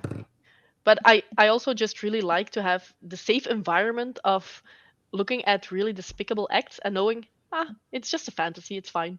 Yeah. Yeah, I think it's funny you mentioned that, Alan, because I think cozy fantasy is making kind of some headway with, you know, I think it's becoming more and more popular, and the darker stuff is less and less popular. I think overall, like Legends and Lattes is really big, and there's some other cozier fantasies that are, and I think that's we've talked about this before, but I think that's a reflection on kind of what the world is like right now. That we want a break, especially after the pandemic. We kind of need something a little bit lighter. Well, most people do. I don't, but most people do because I'm just miserable, I guess. But well, it puts sorry, things in perspective. I just wanted to say that it puts things in perspective, right? Sometimes I can also read a grim dark book and think, well, maybe it's not so bad. It could have been like this. I'm fine. True. Oh, I 100% take a very small sample size, which is the people in my immediate vicinity, and I just extrapolate data from there. So everyone, like a bunch of people that I personally know, are reading it. Therefore, it must be true about the world at large. Because that's how I operate. I don't have time to parse that data. So I'm just going to make a wild statement that I'll retract if I need to. I think Zara finished The Prince of Nothing in, I mean, pretty quick. I think she really enjoyed that too. Blazed through it. Yeah, for sure. It's a hard series to blaze through. Yeah. Have any of you guys seen Cabinet of Curiosities? I don't even know what that is. What is that? Same. Never. I think heard it's of on it. Netflix, I believe. What's it about? I will find out. I watched How to Be a Tyrant on Netflix. So I got all my tips. I'm about to start executing them and taking over. I'm going to take over BookTube. So y'all better get in good now so you can be one of my acolytes. So you're not on the outside of my regime. I learned everything from Netflix. It is directed by Del Toro, and it is a bizarre nightmares unfold in 8 tales of horror in a visually stunning, spine-tingling horror collection by Guillermo del Toro. No. It's on Netflix. It sounds weird. And it's Guillermo del Toro, so it's definitely weird. Yeah. Is he the guy from Pan's Labyrinth, or have I? Yes. He's a Pan's Labyrinth guy. Mm-hmm. No, I don't want. I used to watch scary stuff, but my wife does not at all, and so I haven't watched anything scary since me and my wife started dating. So I don't really watch horror stuff anymore. Now I'll play like Resident Evil. That's where I get my jollies, is in like scary games. So yeah, Your jollies. I guess that's what they're called. And Michael is listening to us while he's playing Baldur's Gate 2. Wow. Okay, that is such a good game. Baldur's Gate 2 is so freaking good. David Warner as John Arenicus is one of the best voice acting performances of our time. It's so good. I love John Arenicus. He is on my top billing list. Sorry. I love Baldur's Gate 2. It's so good. Yeah. Yes, Jolien, yes. And you always go into the Underdark. You never turn down the Underdark quest. Go into the Underdark. Yes. Glory of Am. Glory of Am. Glory of Mint. Om. You try to do anything. The soldiers, Glory of Om. Exactly. And Minsk had that little hamster. I loved it. Every time that you Yes. clicked on Boo. Point, I punch. Go for the eyes, Boo. Go for the eyes. Butt kicking for goodness. Love it. Exactly. And then you click on Boo and he goes, Oh, love that game. so good. Glory of Om. Have you played Uh, that, Steve? It's been a long time. It is so good. I love Baldur's Gate 2. So good. Yeah, it's Oh been my a gosh. long time. People are Such still a- playing it. Yeah, it's kind of crazy. It is. It's one of the best RPGs like ever. Like it's just so good. And it was hard because they used second edition rules. And second edition, none of this. Oh, you get 3 saves before you're completely dead. And even then, you're on like no. Save versus death or die. Oh, I failed that save. I'm dead. That sucks. Like you had to save scum in that game all the time because you get in that mind flayer room and they'll just hit you with the freaking like, I don't know, suck your brain beam and just my guy blows up. I'm like, I didn't even get in the room. Why am I blown up? Like, what? It's so hard. It's so hard. It's good. I love that game. It's so good. And Aaron had a good point. The OG fairy tales are pretty grimdark, right? Yeah, that's true. That is definitely true. Definitely darker than what they now teach on Divton, yeah. But it has a very clear message, and you have the good guys and the bad guys. So it's always no. I wanted to say it's always hopeful towards the end, but that's definitely not true for the original ones. Yeah, I mean, it's always like, hey, you should not do this thing that this character did and died. Very, very German. Like, hey, my wife has her family's German. They have like this picture book of like old like German stories that like everyone reads because Klaus is like, yeah, I had that when I was a kid. And it's just like this one girl, like I don't know what she does, but she ends up setting the house on fire. She plays with matches and she ends up like burning her house down and killing her whole family on accident because she plays with matches. Like the whole thing is meant to teach children, don't do these things. Christina, you know what I'm talking about? I do. Will you come tell the story? Because I did it poorly. Hold on. This is my wife, Christina, if anybody doesn't know. Hello. Hi. I'm going to get coffee. Tell them. Okay, so the book was in German. My sister and I do not speak or read German, so we could just look at the pictures. And so the pictures would be like a little girl playing with matches, and then the next picture would be a pair of shoes and a pile of ashes. And it would be like a little boy refusing to eat his food, and then he gets thinner and thinner and thinner, and then he's gone. So it was a series of stories like that, and we were just like looking at the pictures, and I talked about it, and Costa was like, "Oh yeah, that's a very common book in Germany," but I don't remember what it was called. I need to look it up. It's for kids.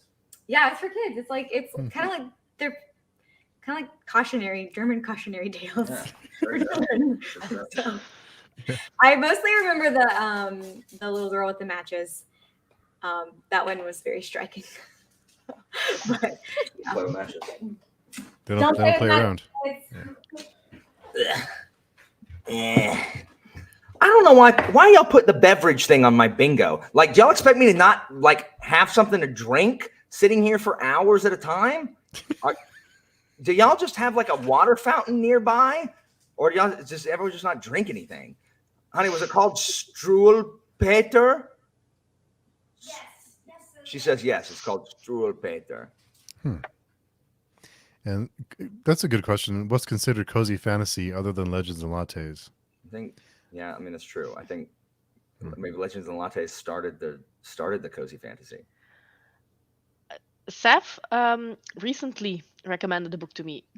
It's called You Can't Spell Treason Without Tea.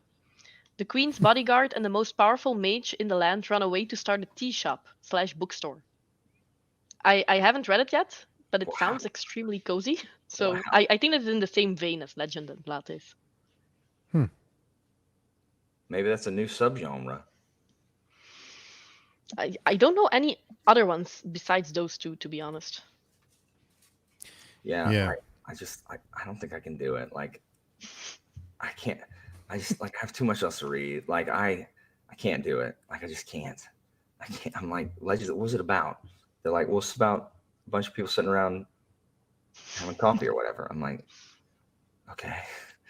I don't know. I can't read fast enough. Like when you're freaking Kyle or Patrick or Sarah or Jimmy that read like 12 books or Andrew who literally has an audiobook playing in his ear 24 hours a day. I got maybe 4 books I can read in a month. Maybe I put 6 on my TBR this time, like an idiot. Like I can get to 6 books in a month. Get out of here. I just can't read. I can't do it. And they're like, oh, you can put the audio on 3 times speed. I'm like, no, I can't. Like, no, 3 I times. Can't. It's too fast. I tried listening to something at 2 speed today, and I'm like, I can't follow them. So I put it back to 1.65, which is as high as I can get it. I can't understand anything afterwards. And Andrew has a lot of audiobooks, but he has a ton of physical books too. So he's yeah, but he can't read his physical books at work.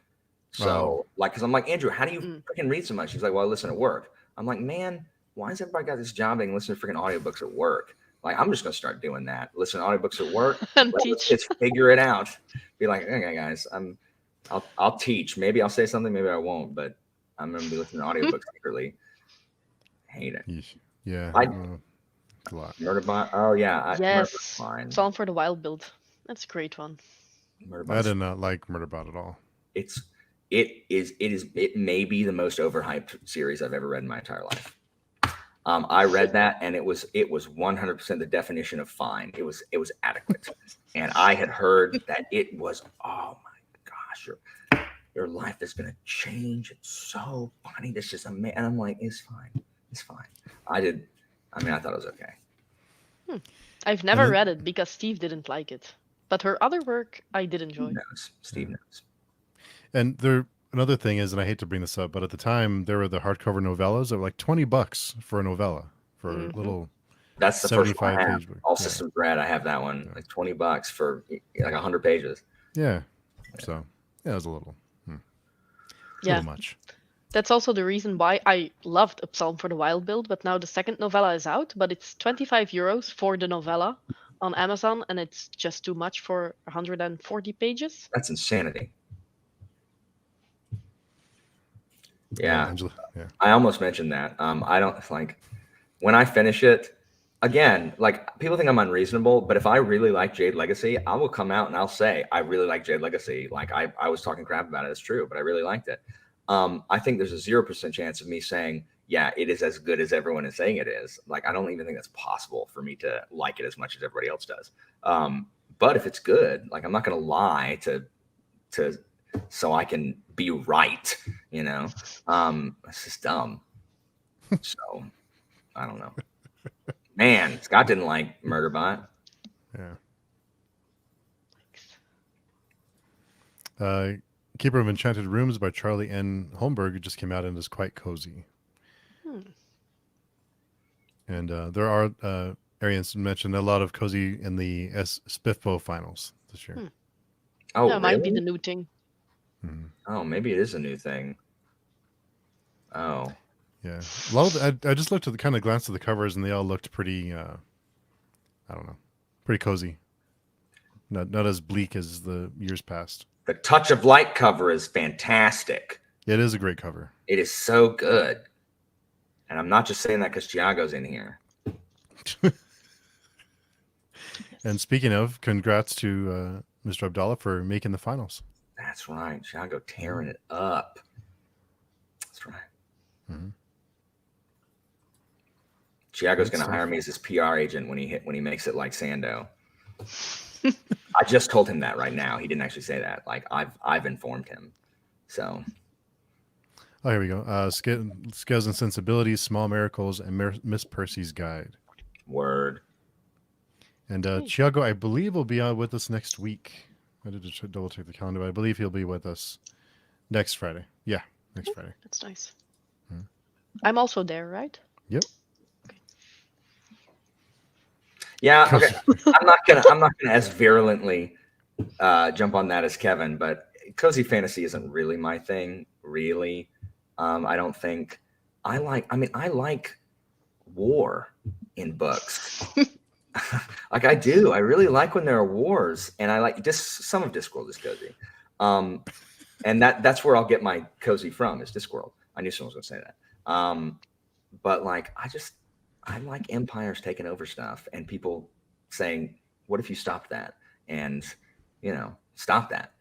And so when people just, I don't know. Yes, Zack snacks. Yes, big Zack snack. Yes, you can buy my Sunday lunch. Okay, so what are Zack snacks? Do you have Zaxby's? Do you have Zaxby's in where are you? Do you have Zaxby's in the Midwest? No, I don't think I've ever heard of them. It's a fried chicken fast food place. Oh. And a big Don't Zack count snack that. is three chicken tenders, a piece of garlic toast, French fries. Yeah, that's what it is. It's a big Zack snack. That's what it's called because it's Zaxby's. So I eat that. I get that every Sunday for lunch. I'm always eating it when I'm doing Jeopardy. That's why he's saying that. Every time I'm doing Jeopardy, I'm always like, this one's brought to you by the Big Zack snack because I'm always eating it at the time. Do they have Zack snacks in Belgium, Jolien? We don't. Luckily, Dang. I would probably be addicted. I wish Zaxby's was in Belgium. What if it wasn't in? It's not in Steve's state, but there's one in Belgium. That would be insane. That'd be great. You'd come for a visit, right, Steve? For the Zack Yeah. snacks. Yeah, let's go to Belgium for some Zack snacks. Heck yeah! I'd love to visit Belgium. For the beer and the chocolate. I'll Yes. visit the edge of it where Trier is and the Black Gate. Jen had a question. What are your favorite fantasy book and or series titles? What I think we covered that a little bit earlier, but Unless are you asking like the title or like actual books? oh, titles. Oh, okay. I misread that. Well, I mean, title could mean the books, but if you're asking like title, that's completely different. I don't know. Joanna, what do you mean gross on Zaxby's? You have Zaxby's in Atlanta. I know you do. You haven't had it? What? Oh, you're a vegetarian. I forgot. Austin says he lives in Utah and they have Zaxby's. Oh, because I'm in New Mexico and we don't have them here. Okay, we don't have Cane's here, and Popeyes. Popeyes is okay. I mean, I do like Popeyes. I used to like Popeyes way more than I do now. No. Like, I mean, the good thing is I won't feel bad about not having time to watch BookTube for a month. I'll be like, oh, what am I missing? Oh, okay, more of this. I'll just do something else because I feel bad when I can't get to all the BookTube thing. We don't have a Cane's here, so you can't say it's better. I can't have it, guys. This thing that we don't have Raising Cane's here, guys. We don't have it. You don't like this thing that you don't have? No, I don't have it. I don't even know what that is. I'm assuming it's a chicken place. We have Slim Chickens, which isn't good. It's mid compared to Zaxby's. Oh, like title. So Jen's asking about the titles. Okay. Yeah. That's a tough one. That is a tough one. Oh, okay. It took a while. Okay, sorry. Brightness Long Ago. Really like that title. That's a good title. That is a good title. Nice. That is good. It's on my TBR. I can't think of anything. It's on my TBR too. Zara really loved it, so I went and bought it. Good to know. The Name of the Wind. That's a good title. The Lycanius trilogy has some good titles, but an Echo of Things to Come. Is that one of them? Darkness That Comes Before is a cool title. It is a cool title. Yes. Yeah.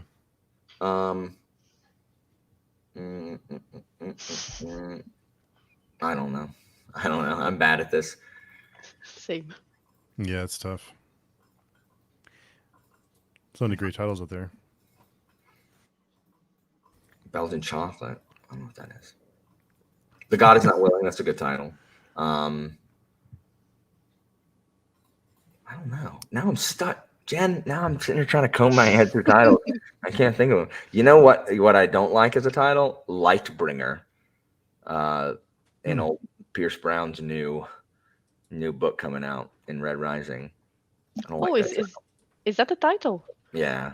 When is it coming out? Yeah, it's coming out next July. He posted about it Okay. today with the cover, which is fine, but I don't really like the title Lightbringer. What else? Dang it. Sit here dying. I'm pulling out my spreadsheet. Empire Silence is a cool title. I think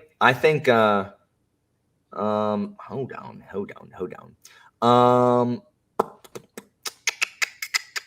Let me see.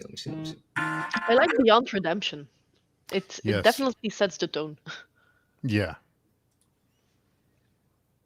I can't find anything.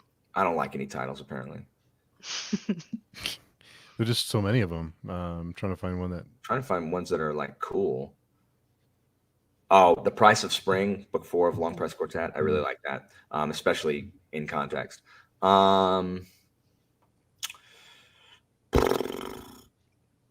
I do like We Should Have Left Well Enough Alone. I wasn't crazy about the collection, yeah, but it's a short story collection. Yeah, I got nothing. I read books with ordinary titles. I got nothing. Shadow of the Wind, yeah, that's a cool one. That's one of the cool ones. There's so many words that have shadow, books that have shadow in the title. So that is a good one. The Blade itself isn't a bad title either. That's a neat title, yeah. Wisdom of Crowds, that's a cool title. Abercrombie has some neat titles. Yeah. Yeah, it's true. Drawing of the Three, yeah, that's good. I like that. Drawing of the Three. Mm-hmm. The Dark Tower is a good title. I mean, it's about the Dark Tower. I mean, yeah. Sure. She is the Darkness. Yes, book 7, book 8 of Black Company. I almost said that, Eric. I almost said that earlier. Little Hatred, yeah. Little Hatred, yeah. Yeah, She is the Darkness. Storm of Swords is good. I think Toll the Hounds is an excellent title. I mean, I wish the book delivered on the promise of an awesome title. All the Malazan titles are pretty good, though. I think all the books in that series are pretty good, pretty strong titles. Gardens of the Moon is cool. Dead House Gates. Mirrors of Ice, House of Chains, Midnight Tides. I think the Bone Hunters is the most like. I mean, okay. Reaper's Gale is cool. Toll the Hounds, Dust of Dreams, Crippled God, all that's cool. Crippled God is good. Lots of good stuff. Not A Court of Thorns and Roses. Doesn't even make any sense. It doesn't even make any sense.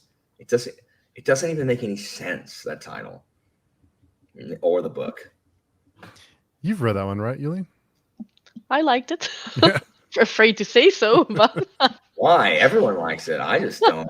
Did you know that fairy tears can alter the very DNA of a person and change their entire species? I was unaware, but I did learn that a tear from a fairy can alter a human's DNA and turn them into a fairy. The more you know. Ba-dun-dun-dun. I am going to be completely honest here. I didn't really read it thinking that I was going to have like an epic fantasy, just a good romance to escape reality. And for that, it was a great series. Well, I've only read the first 2, still need to read the 3rd one. But I liked it for what it was. But I had mediocre expectations, and it delivered. Steve, if you have always wondered what it was like to have a whole book of people eating dinner, you should read A Court of Thorns and Roses. It is about 300 pages of people sitting at a dinner table talking about things that would be way more interesting if they were doing those things. And then a riddle that no one has been able to solve for hundreds of years that I solved when I read it. I don't know what is wrong with those fae, if like they just don't have like that ability for abstract reasoning to solve riddles. But I'm just like, it's been hundreds of years and you couldn't solve that? Okay, guys. Okay. It's not a good riddle. I don't remember a single thing about that book, to be honest. I figured out Yeah, I figured it out why, because I was doing like chapter by chapter, like vlogs of it. While I was recording the vlog for that chapter, I was telling him, oh, and there's this riddle. And then I realized what it was, what the answer was as I was talking. And I'm like, is it this? Is this the answer to this riddle? And it turns out that it was. And I was like, but yeah, I mean, I don't have a million reviews on Goodreads. So, you know, I'm wrong. She clearly knows what she's doing. Spectre asks if we reread books. Barely. There are like a couple. Daughter of the Forest, I reread every couple of months because that's my favorite book of all time. But other than that, I have way too many books on my TBR that I have never read, that those kind of take priority. I am going to reread The Song of Ice and Fire next year, and that's the first reread in years at this point. I used to reread a lot more because I had like a very small collection of books. And once I got through those, it was either read those or not read at all. But now there is so many options. Yeah, I reread like Discworld. I'll reread Discworld a lot, and I've reread Malazan a bunch, but that's because I get into the series like Jolien. If you don't continue, and like if there's months and months or even a year after you read the last one, it's like, well, I guess I'm going back. But since I've discovered audiobooks, I've been doing a lot more rereads. Since booktube keeps me from continuing series right after another, which it has to stop. I don't remember enough about them, especially ones that are have fine details, but I do not have time to reread them. So I get the audiobook because I can do an audiobook of a fantasy that I've already read, because if my attention slips in and out, I mean, it's fine. Like I'm listening to this because it's jogging my memory of stuff I already know. And so I have really enjoyed rereading stuff on audio. What was the last one I reread? I'm listening to The Wolf now because I don't have time to read it, but me and Leanna and Alex Nieves are reading that in anticipation for the third one coming out. But I don't have time to read it again. So I'm listening to that on audio. Same with Blackwing. I listened to Blackwing in anticipation of reading the second one. So I am greatly enjoying rereading on audio. But then Pratchett, I can't do Pratchett on audio. I think there's so many sight gags with the words on the page. But I can read Pratchett fast. Like I reread The Truth in between. Whenever I'm struggling to have progress, or I read something that took me forever to read, I'll throw in a Discworld, because I've read it before, I can read it quickly and it'll do the lawnmower thing, so it can get running again. I rarely reread books unless it's something that's really dense or that I feel like I have to go through again, but very rarely. There's no time. No. Shelley mentions, I'm afraid to read the second book in Stormlight Archive. I think it's possible I accidentally joined a Stormlight read-along next year. It's possible I was tired when I told someone I was going to do it. Oops. You didn't really... Did you like it, actually, the Mistborn Era one? I love Mistborn Era 1. The third one is my least favorite, so everyone is saying that I hate the series. I'm like, no. No. I really liked Final Empire, and I really liked Well of Ascension. I'm one of the rare ones that really liked Well of Ascension because I like the exploration of trying to rule and how good can a ruler afford to be. It's one of my favorite things. Like in the Aurelian cycle, Fireborn and Flamefall and Fury Song, like after the revolution and stuff, how good can you afford to be? Like idealism, unfortunately, if you're playing by the rules and no one else is, you're going to get assassinated. Like you're going to die. So I just really like that because ideally, Sam Bimes, you parachute him in and he makes everybody do the right thing. But it's not that easy when ruling. So I really like, and that's why I like Well of Ascension so much. So I really liked Era 1. I mean, Alloy of Law is mid, but Sanderson, I don't think I'm ever going to be Sanderson's #1 fan. And but I'm also not on a crusade to make sure everyone knows how freaking terrible Brandon Sanderson is. I don't understand those people. It's like, why do you hate that people like things? Like, like, what good are you doing? All you're doing is you're making your favorite author. Now they're going to hate your favorite author because you're coming after theirs. So you're not doing anybody any favors. So stop. But Sanderson isn't funny. He's not funny. Like, the one thing that Sanderson's money can never buy him is being funny. Like, he's not funny, and he wants so badly to be funny. He should just find an open mic night in Utah and try out his material, and stop putting him in the books. He's not funny. And if you're someone in the comments who thinks he's funny, that's great. But to me, I'm just like, if you just stop doing this, I would like this book way more. And then his obsession with telling you how his magic works all the time, it's just distracting to me. I like, this is my 4th Mistborn book. I know how it works. Please believe me. Please trust me that I know. And if I don't, you know what I'll do? I'll go look in the 40-page glossary that you have in the back. I'll go look it up. Please stop, Brandon Sanderson. But I think he has an incredibly accessible writing style. Yeah. And I think he is an excellent storyteller. Like, I think he has really good stories and is really good at hiding, hiding foreshadowing in plain sight. Like, I think he's excellent at that. But, but because of those things, I don't think he's ever going to be like my #1 favorite author. But I like Sanderson, so I'm going to finish out Mistborn, and I'm going to read, like, people think I'm going to really like Way of Kings. We'll see. So, we'll see. So, Austin, Alan, there's a 0% chance of that happening. They are too long. They are way too long. Like, no, there's no way. There's no way.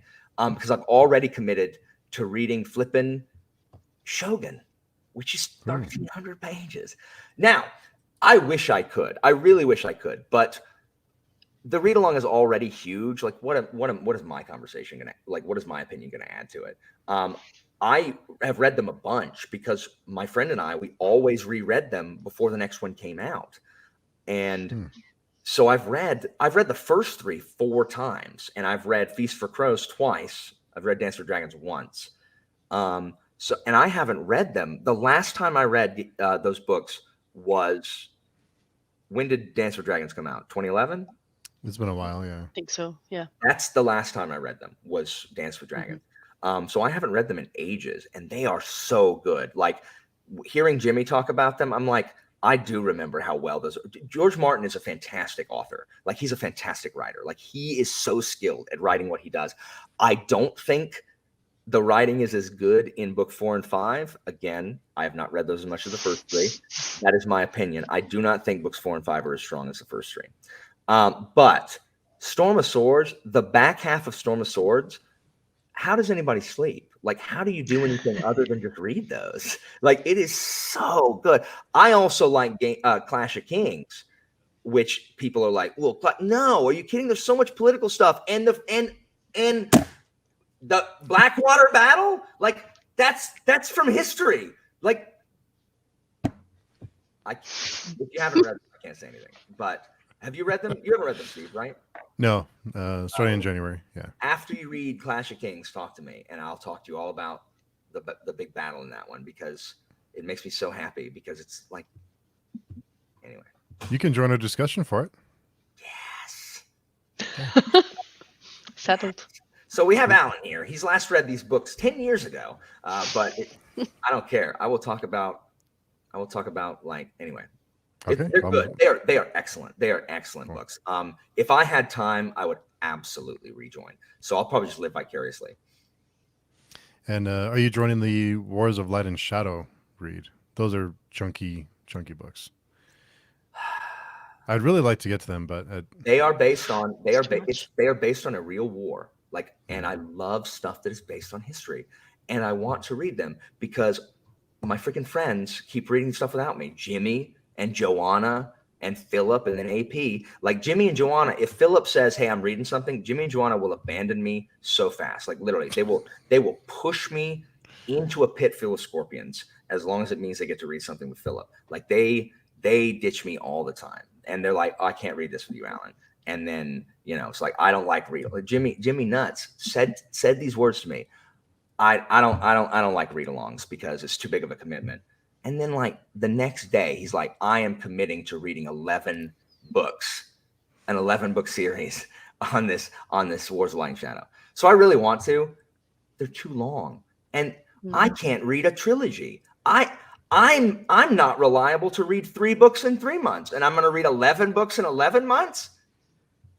I very briefly had a fit of madness where I was like, I'm going to try to join this.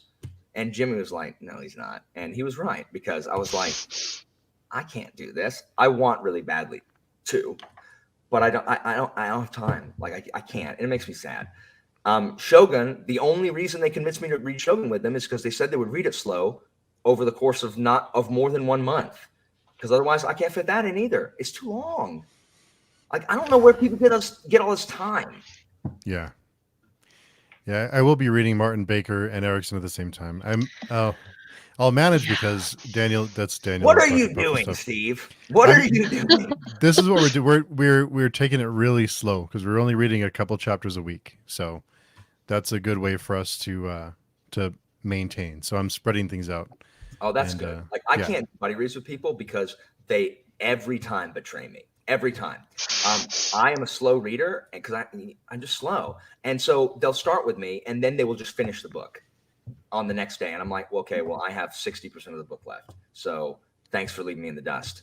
And they always like, no, I won't do that. And then they do it. And they do it because I'm Charlie Brown trying to kick the football. That's me every time.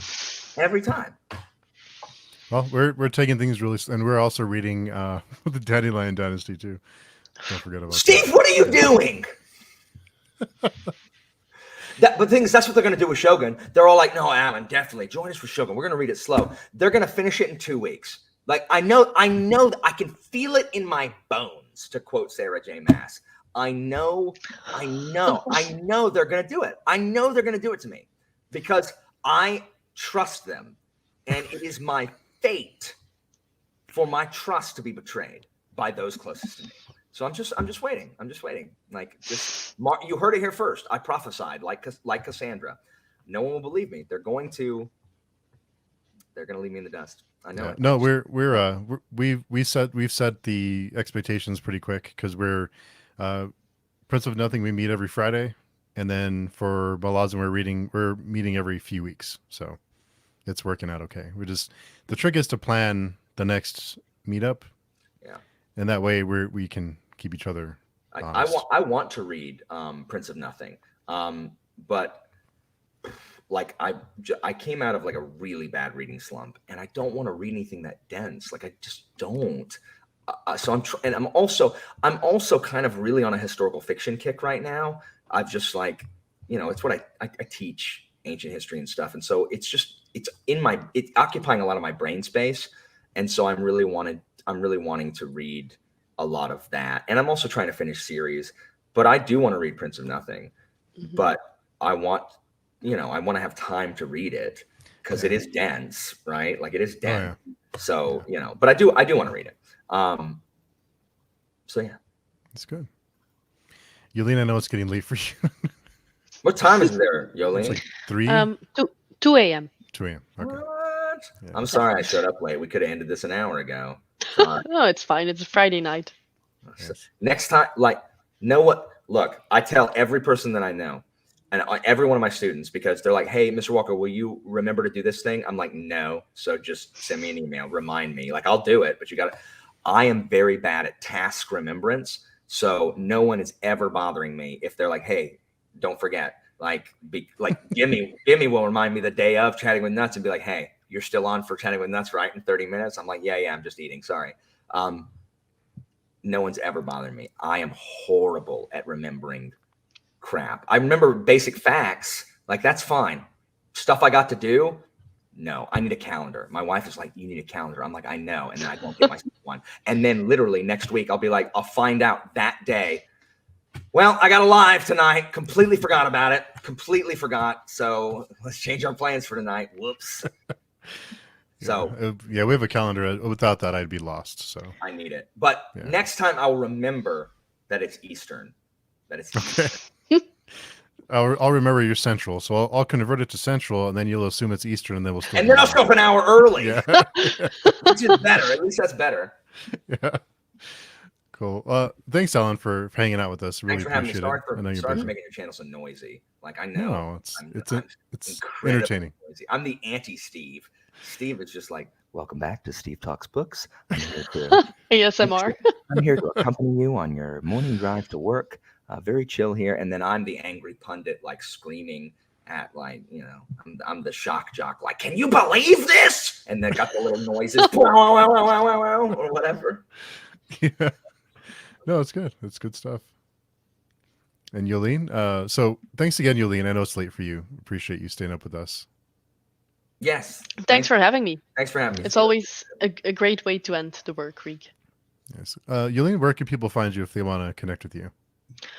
Well, on my YouTube channel, of course, and besides that, either Discord or send me an email, old school, something like that. I have a Twitter, I have an Instagram, but I'm never there. So if I never ignore people, but I just might not see your message. So then just try another way. Pinging me on Discord is literally the fastest way to get, because I always am in Discord, and I always have like the pings are the things that I see that stay on my notification screen, because other stuff I forget to check.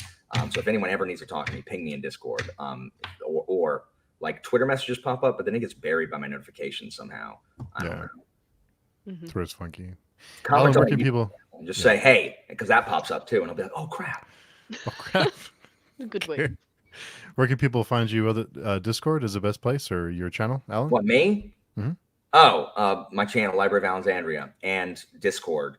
Yeah, my Discord. It's in. If you go to a video, it's linked there. But yeah, pinging me is the fastest way. I don't have a Discord that forbids that. By the way, like I'm not gonna kick you out. For some people like, sorry to ping you. I'm like, why would you be sorry? You needed to ask me a question and you pinged me. Okay, it doesn't bother me. That's me. Yeah. You don't let people ping you? No. I always feel guilty whenever I ping someone. I always always apologize. I got it. Yeah, you never know, because some people really don't like that. No, the only time you need to apologize is for using the everyone ping. Like that's the only. That's like I even do that. I'm like, hey everyone, sorry for doing that. And then there's some Discords who literally, anytime they have something to say or anytime a video loads up, at everyone. And I get it. I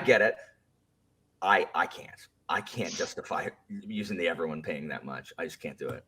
So everyone, I don't know how you guys keep up with the Discord. I can't do it. It's too much for me. It is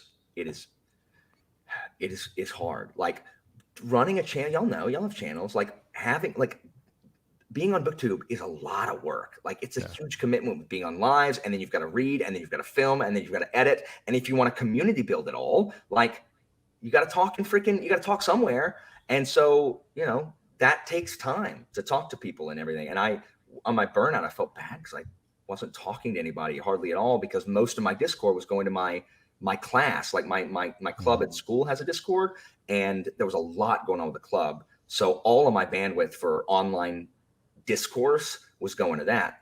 And so now it's shifted back to where it needs to be. And so I'm talking way more now, which is good, because that's the fun part, is talking to people. We turned my Discord into literally a fire sale where we put everything on blaze. We attacked Kyle, and then we attacked Bookborn, and we just slandered everybody. It was so much fun, and no one got their feelings hurt because we were just kidding.